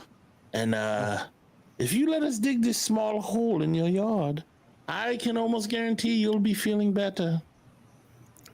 Dig a hole in our Not a yard. very big hole, a small hole. I'm not Christian. Yes, love. They're wanting to dig a hole in our yard. Small hole. He comes back in and Listen, my boy. leaves India to the cooking. Christian, my boy, I think we may have found the cause of all your problems and maybe the solution to ours. And we might need to dig it up. It seems to be right at the back of your house. At the back of the Or was it at the back, Moss? It was was. the back, right? Yeah. Yeah, it was back the of the back. house. He Yeah, said there's nothing been there since we've moved in. Well, that's because it's buried, my good man. You're going to have to trust me. If you let us dig this small hole, we'll find this thing, and everyone will start to feel better. I can almost guarantee it. Yeah, this I'm lying subject out that of my we're. ass, by the way, Moss. I have no idea. I'm just Well, hoping no, for the best. I think you're telling the truth. I I will think add, I'm telling the truth, but I have no idea. I will I also would say give me a persuade roll with a bonus die. Okay, and I will also use a Eureka. Yep. And if you have another bonus die, keep in mind you can. I only have you can, one. Okay, you can stack bonus. Oh, does die anyone have aesthetic. one to stack with me? Yeah, I can roll, and I will also add to say, like, this object that we are looking for, that this other person is looking for, can be very dangerous. It might be what's causing such immune deficiencies in your family. Okay. And I will roll. I would say, well, since Gore is making a majority of the points here, and he's doing the majority of the persuasion, I would say go ahead and take 2 bonus die, Gore. Okay, hold on. Let me put my dice down then. All right. So plus 2B down there at the bottom. Was it persuades? Yeah. All right. Let's go. Shiza. Would you like to spend 20 of your luck or push the roll? I'll push the roll. Fuck. Push it. I don't get a bonus if I push it, right?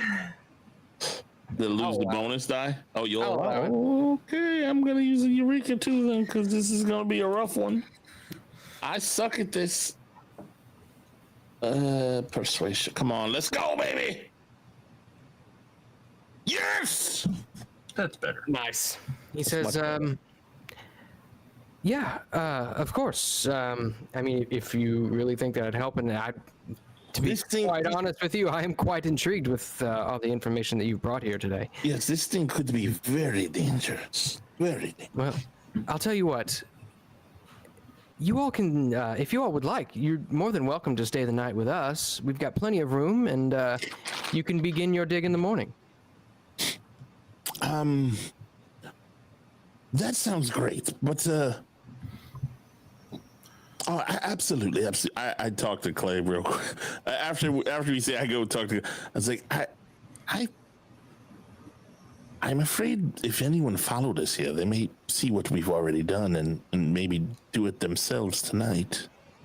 You think there's a way we can? I don't know. Yes, I parked the truck over it. That works. Perfect. Yeah. Okay. Yes. That sounds great, good man. Let's have dinner, shall we? And hopefully we'll fix everyone's problems and dismay, All right. So, except for hers. Got any catsup? he scoffs. Batman slap. Oh, you Americans. Chivy's got another bloody nose. You see a window pop up in the top left hand of your screen. It says Christian hated that. Christian will remember this. So one thing that you guys will notice from Clay when he gets into the house and we are introduced to the woman, he is very kind to her. He is very deferential to her. He is very pleasant to her and very charming to her. Okay. Yeah, she's the perfect Right. gentleman. Okay, Clay. The You've perfect never simp. seen him actually be actually polite or kind to someone in an actual real way. Most of the time it's like, okay, let's be nice to this person. He seems genuinely just kind of like going out of his way. Right. So we'll spend the night. Okay. So the dinner is served. It is very good. Lamb with mint chutney. India, you've done a fantastic job with your cooking. Thanks. And the rest of the night goes relatively uneventful. You all are kind of just sitting in the dining room conversing with Mr. and Mrs. Lorien until you hear a blood-curdling scream come from upstairs. Oh boy. This is while I was reading my book, by the way. Right, I'll run And- upstairs. A book. The Mrs. Lorien runs up there as soon as it starts, and you see Kiteri, who has since gone to bed, is sitting in her bed just bawling. And she says, "There's a boogeyman outside. He was looking at me." I'll go look outside So it was the kid who Please. screamed, not the from wife. the window. Clay is yeah. actually running downstairs for the front door. Yeah, I'm Jimmy's looking gonna out the draw his window. 45 and follow him. Okay. Yeah, I'm pulling out my gun and staying indoor with the women to protect them. Pull out my gun. Protect them. You guys can go ahead and give me a spot hidden roll if you'd like. I can do it. Die as well. I'm going to use my last point here because I have one. Oh, damn it. I Dang. rolled really, really well. Nice. Yeah. We'll take your word for it. I know you'll find it eventually. Okay. I got like a Extreme 5, and success. there you go. There you go. Oh, I see it. I see it. Okay. So you all look around and you see no trace of anything. No Uh-oh. footprints in the snow. No figures silhouetted against the moonlight. The coast seems clear. I will ask the girl what the boogeyman looked like. He had the big teeth and big fingers, and he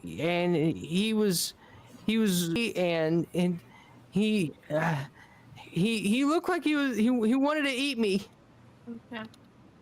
Don't worry, we will kill him for you. I'll turn to Gore and I'll ask. Christian kind of looks at you and is like, Yeah, I'm like, what? She dropped Okay. it so casually. Okay, I'll Wow. say nope. I mean that is not a real monster. I'll look at Gore and I'll walk to him and I'll say, "Does this sound like anything you recognize?"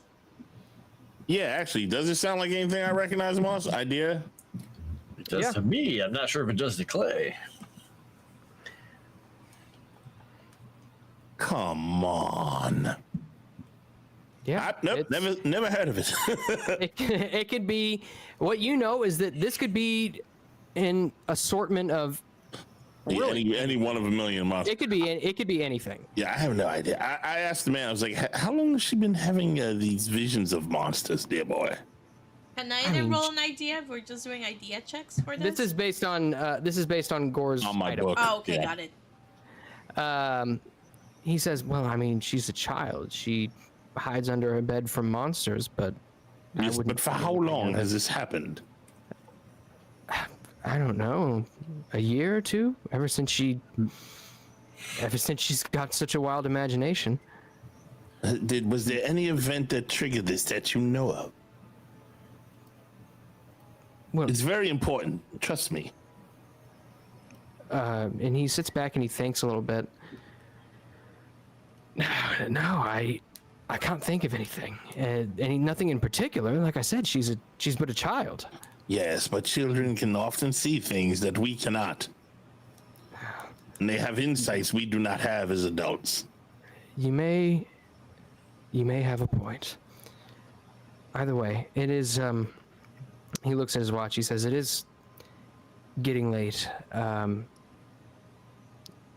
I think that we're all going to turn in for the night. It's been interesting." If you don't mind, some of us would like to stand guard to make sure you're all safe. Just in case. Yes, absolutely. That's Because if we stirred this thing, something might come for it. That's why I wanted to do it tonight, but it was better that In some ways, it's better that we waited to remove this object, but it's better to be safe than sorry. Yes. If you'd like, I'm sure that Kitari would very much appreciate knowing that there was somebody protecting her. Absolutely. All right. And with that, they all turn in. The rest of the night is actually uneventful.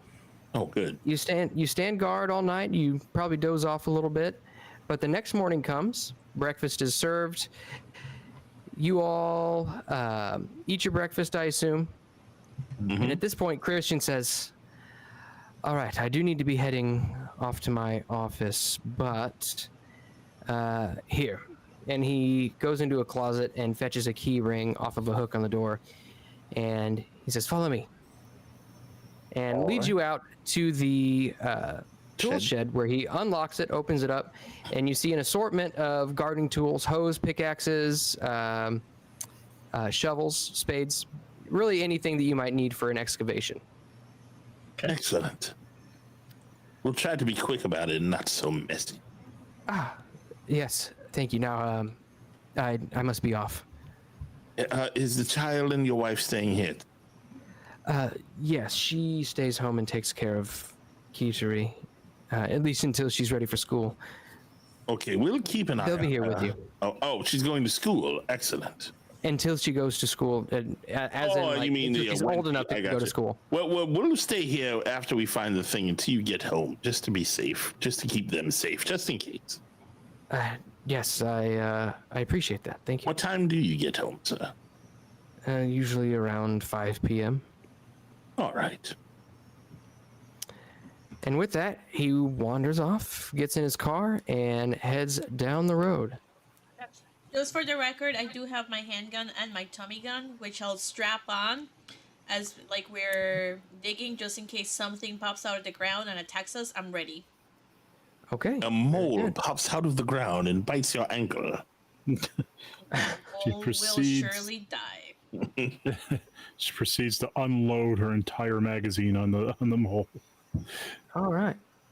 So, as you begin digging, you dig for what seems like an hour before you come across anything. Oh, sorry. Until you hear a loud clink, as it seems as though one of your shovels may have hit something very hard. Oh, dear. Jimmy, I do believe we found your mother. What? And as you continue to dig, you uncover a set of stairs, and beyond, an iron door. And that is where we will call tonight's session. Nice. Dun, dun, dun. Dun-dun-dun-dun-dun. Don't die now. No, We've killed trying Sevvy. not to die. The mole has returned. All right. So, well done, guys. Thank you guys for playing a little bit longer. I really wanted to get to that point at the very least, because we need to get on a train at some point. So, Wait, there's a train in this game? Nonsense. yeah, believe it or It's not, down the believe it or not, stairs. I don't What is believe a it. train? What is a train? It's Train all is the a figures lie. of your imagination. Oh, So- but I did order a Cthulhu train, a Lego Cthulhu train. So I once saw I saw get that that, I David will. posted that. Wait, they Yeah. have a Lego Cthulhu train? Yeah, Dave said he got one, and I bugged him to like give me the link, and I got it. So once I get it, I have like the Falcon to do over here. I have a bigger version of Hogwarts, and then the Cthulhu train. So depending on when I get the Cthulhu train and when it ships, then I'll be building the Cthulhu train. Oh my god, they actually Nice. do have it. That's awesome. What did I tell you? It's so amazing. I'm so excited. I'm such an How? idiot for Legos. How much is it? It's not cheap. It's not If cheap. it's the one I'm looking at, it's not cheap at all. Oh, Legos shit. are not cheap at all. Is it 3 figures or 4 figures? It's It's three figures. It's 3 figures. Oh my god. It's three figures. 3 figures? Oh my god. Yeah. This I don't economy? see any Oh my monsters gosh. though. Is there a monster? There's no monster. How many billions of dollars is that? It's just the Orient Express. It's not horror. Oh, okay. It's just the Oh, Orient okay. No, yeah, it's just the Orient Express. I can kind of look to see. Hold on, how much. They was do that? have a Cthulhu Lego though. See, Yeah. when I saw that in the when you first showed that to the chat, first thing that went to my mind was Polar Express. It's 300. It's $300 by the Yeah. way. Yeah, it is. Ooh wee. Yeah, That's so- crazy. That would But be for that's a lot Legos- of turnips. But for Legos though, Legos can be way more expensive than that. Does it 'cause say the- how big it Holy is? shit. No, the Falcon over here was way It's real. more money than the Cthulhu train. Let me tell you about Oh. that. That's also Shit. Star Wars. Yeah, it's 1-to-1 scale. That's why. Oh shit. Better be for that price. Yeah, no, it's gonna be like this big. Have you guys seen Conan O'Brien, where the one guy brought the Millennium Falcon and Harrison to show Harrison Ford, and Harrison Ford grabbed it and then went like Threw it. that, and then it'll like poofed. That's like not awesome. poof, but like it just got like Wow, disassembled. what a dick. Well, it was Planned. it was planned. It was planned, but Okay. No, you're gonna Okay. put your toy together again. yeah, and I can buy you 5 million of those toys. I'm Harrison well- Ford. what was it? Exactly. I'll buy you a new one already assembled. Noelle assembled the Falcon, and she said it took her and her husband 8 hours to assemble it together. Oof. I can't imagine spending $300 on a Lego, let alone more than 300. God damn. And not a little, like, not only that, spending it with your spouse too, all that time. No, just kidding. Just kidding. Wow. Don't be It's like they were eating. trapped on a train together. Explains a lot. All right. So with that, we need to get some improvement rolls out of the way, and we'll do it rather quickly because I know people got to get to bed and go to work tomorrow. So, Yes. JT, why don't you? Ooh, go I ahead get and to us go some first for improvement rolls? once. Let me get my pen. All right. All right. Let's go first aid, baby. Ooh. Oh, I didn't. Wait. I didn't. Terrible fail. Just count it. It's a fail. Well, you failed, which is good. That was good. Yeah. All right. First aid. Let me roll a tenner. Oh, God damn it. Get up. Get. 7. You. Nice. All right. Gonna do library use now. Not gonna do well on this. What Hey. the fuck? Wow. Holy Good failure. shit. Yes, it is. This might be really good for me, or really shitty. That Hey, still ain't bad. I'm up here's to a what it is, 96 now. Can't be. I mean, all right. This is a listen. Oh, listen is no good. I'm deaf. What? No, dude. No, that's that's That's good. Oh my god. So wait, what happens with that? fumbled that. Yeah, You what do you roll mean? a D10. You goes up. You get Oh, to increase. I thought you get a special thing for hitting 100. Nah, not on improvement All right, rolls. listen 5. Wait, that was listen, right? Yeah. Okay. Yeah. Damn, I'm doing actually good for it. Persuasion. Watch me fail this one, which is the easy one to pass. Okay. Persuasion, good. Boom. Damn. It's for all my shitty rolls. I'm still getting shitty rolls, really. It's points, but yeah. Psychology. That's good too, right? Yep. Failed. Yeah, man. That's every single one. so Come far. on, one. That is every single one. Spot hidden. All right, this is gonna be real lucky if I get this. Fuck off. Oh, it's a For a 90. It was a 90. second there, I I thought thought it you. was a 90. I know. I Like, just come thought on. you had it. Yep. All right, stealth. I had a lot today. Sorry, guys. Sweet. Yeah. Stealth. I got a 7. Nice. All right, and now luck. That is pretty Look it up. amazing. Come on, baby. Don't fuck me luck, because I never got. You fucking suck. All right, Oh. anyway. Unlucky. Very unlucky. All right, You're I'm a done. poet and you didn't realize it. First aid. Now I gotta turn this thing on. Yeah, I'm good. I'm done. All right. Who's next? Nomi, let's did you succeed on anything tonight? I did. I have to scroll back again. And if it makes it easier, when you do succeed on a roll, your skills have little tick boxes next to them. Just click on that tick box; it'll check mark it so you know what you succeeded. Okay, so stealth. No, I didn't do stealth today. I know I did spot hidden. I failed at that. La la la la. Sha la la la la la da da da. Oh, first aid.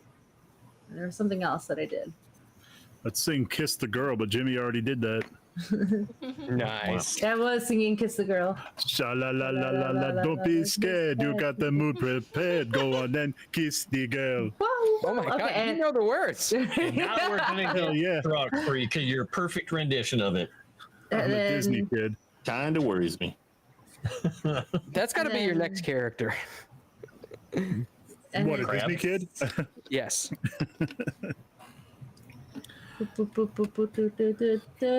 Sanity, and that was it. Okay, so I roll sanity and luck. Okay.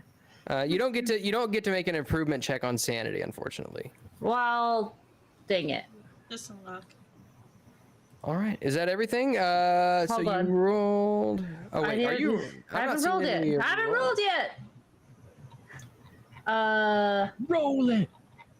I was looking at Eldritch thinking it was you. Roll it. What? Two's Nose, you bought the AT-AT. How much was the AT-AT, Two's Nose? And then sanity check, but we're not doing that one. We have to do. Oh my gosh, what was the other one? I can't Luck. remember where. Was it luck? No, spot. No, I didn't do spot hidden. I did, but I failed. First aid. That's what I did. First aid. Let's go.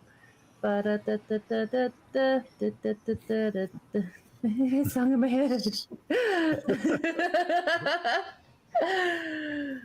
You've created a monster. And you did then, not fail. well, that's unfortunate.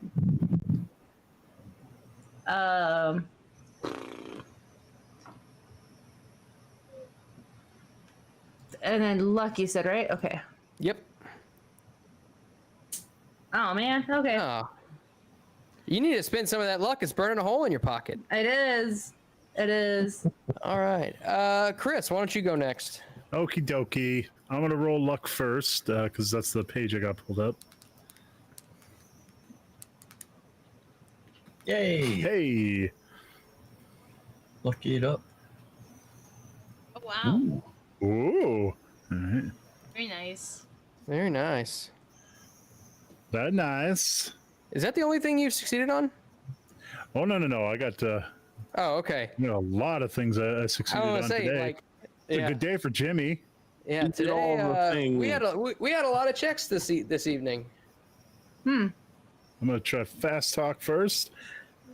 Nah, Let's talk it up. Wah, wah. Oh, that's good. That's good. Would you like to spend 9 of your luck points to succeed that? Not likely. Okay, and then I have. Let me get this out of there. Fast talk, I did that. First aid. Keep on keeping on.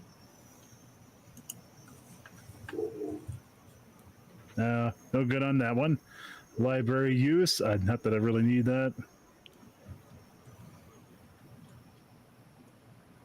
Wow. there you go. Failed. Honestly, it's There a you little go. Wow, you overwhelming. got a 9. You're right up there with me now. She. Nice, man. Damn. 89. Spot hidden. Oh, come on now.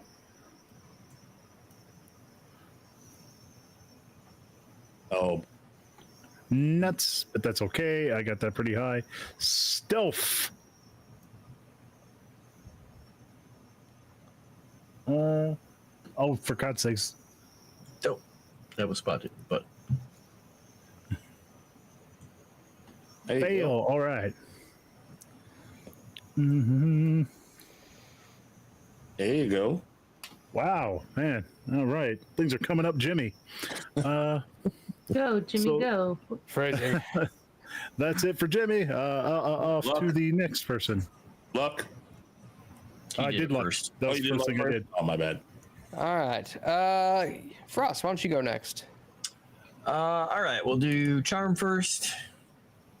And didn't get that. We are going to go to first aid. Did not get that. Go to Latin. Yup. Oops, I don't want percentile. We want to go this. So There you 6 go. points. And what was the other thing here? Library use.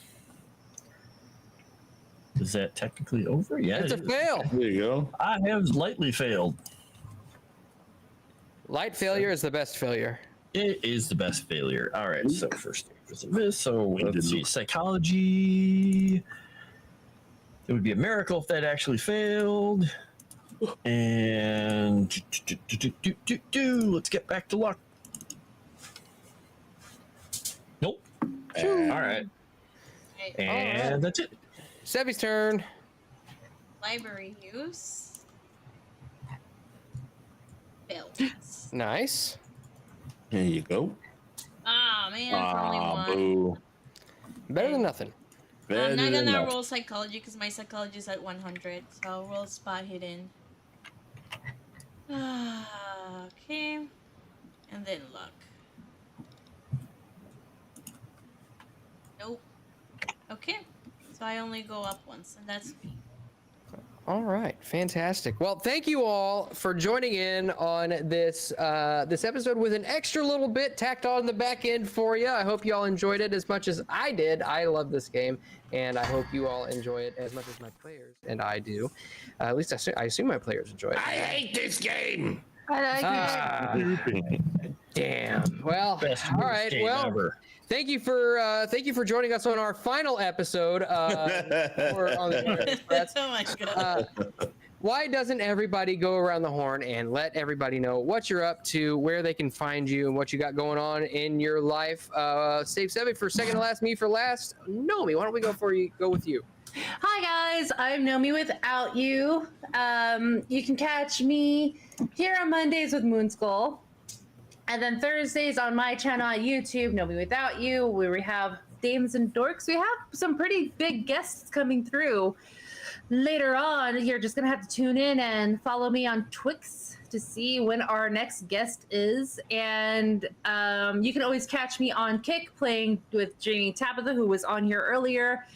We are playing this co-op game where we're yelling at each other. She's killed me 6 times already by accident.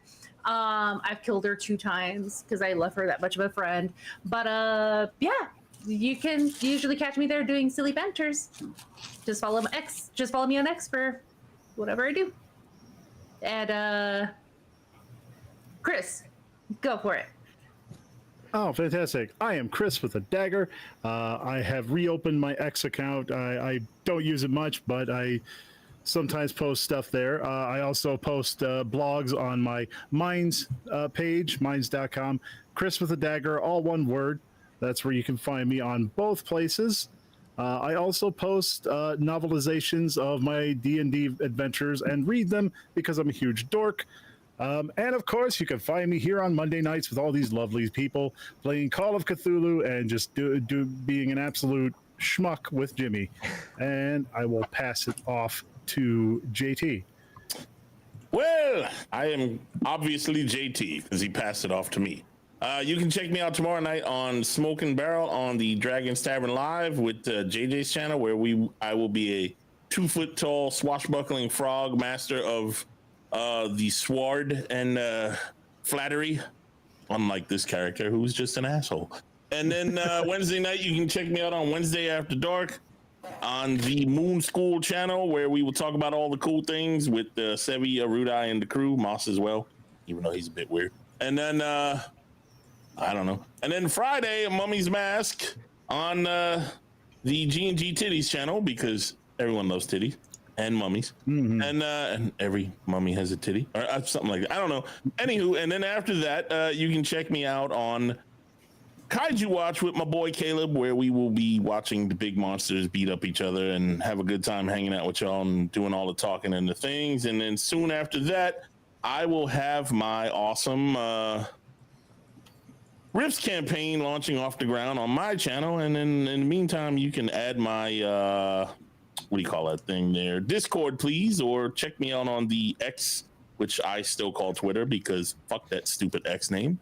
And we'll pass it. Oh, and you can check me out tonight after this, playing some State of Decay 2, hopefully with a wizard. Speaking of wizards, it's your turn, you wonderful old man, you. Huh. Oh, me? Oh, I wasn't sure who you were talking about there. I am Froste. I'm the old wizard. You can find me here on Mondays playing with these fine folks and trying to get people into trouble with listening to a cat. And we're all following what the cat says, because what the cat says is what we do. I guess. But on Tuesdays and Thursdays, you can find me on Moonskull, or is it Geeks and Gamers Tabletop and Moonskull, respectively, unless I got those flipped 5 to 7, doing Frost Written, working on the lore for Legend Seeker live on the stream. And occasionally you'll find me with JT laughing because I actually ran him over in a Vane server game with my car thinking he was a zombie, or him drinking too much coffee and his character having a cardiac arrest and dying in a mini mart with zombies all over the place. You know, fun things like that. Or his stomach exploding from eating too much bread. Oh my god.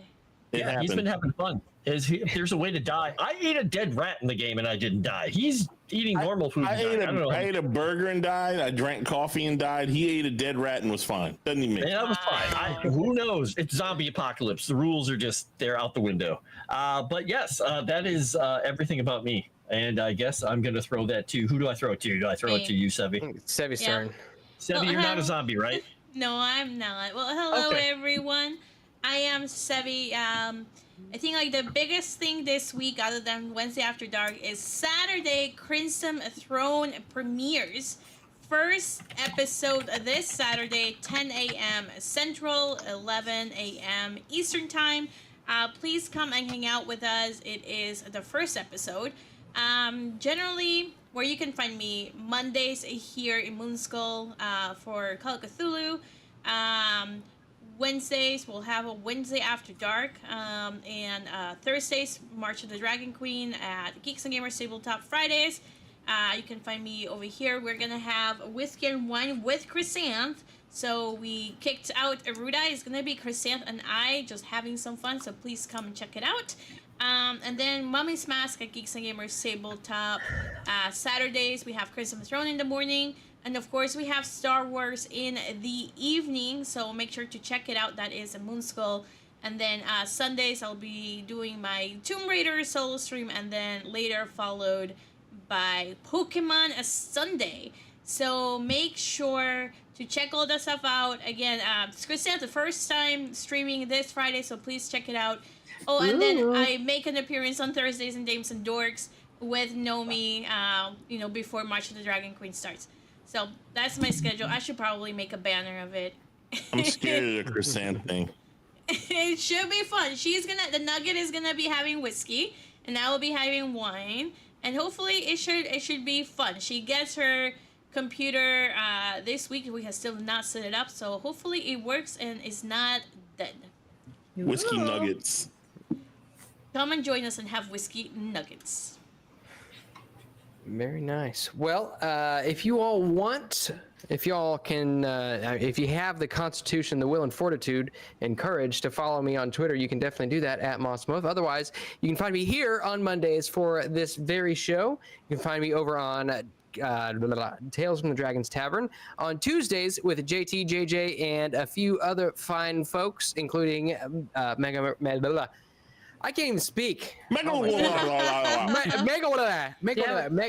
Reacts and Biggles. And let's see, Wednesday for WAD, or Wednesday After Dark, here on Moonskull. And then what else? Oh, March of the Dragon Queen on Geeks and Gamers Tabletop. I'm on that one as well. And then for Saturdays, I'm on Star Wars, back here on Moonskull. So we're doing all kinds of cool stuff. Don't forget, if you don't mind, just wait just a couple of seconds, just maybe a minute or two after the stream ends. Leave us a comment. Tell me how much you hate me, or how much more than me you hate JT. Just tell us anything. I don't care what it is. Just leave a comment because it helps the algorithm. Leave us a like. Give us a sub. I don't care. Do all three of them if you'd like. I prefer all three of them, but just do whatever fits your pocketbook and your soul. And with that, we'll go ahead and sign off. I bid you adieu, auf Wiedersehen, Gesundheit, and God bless. So long, gay boys. Thank you, Tabitha.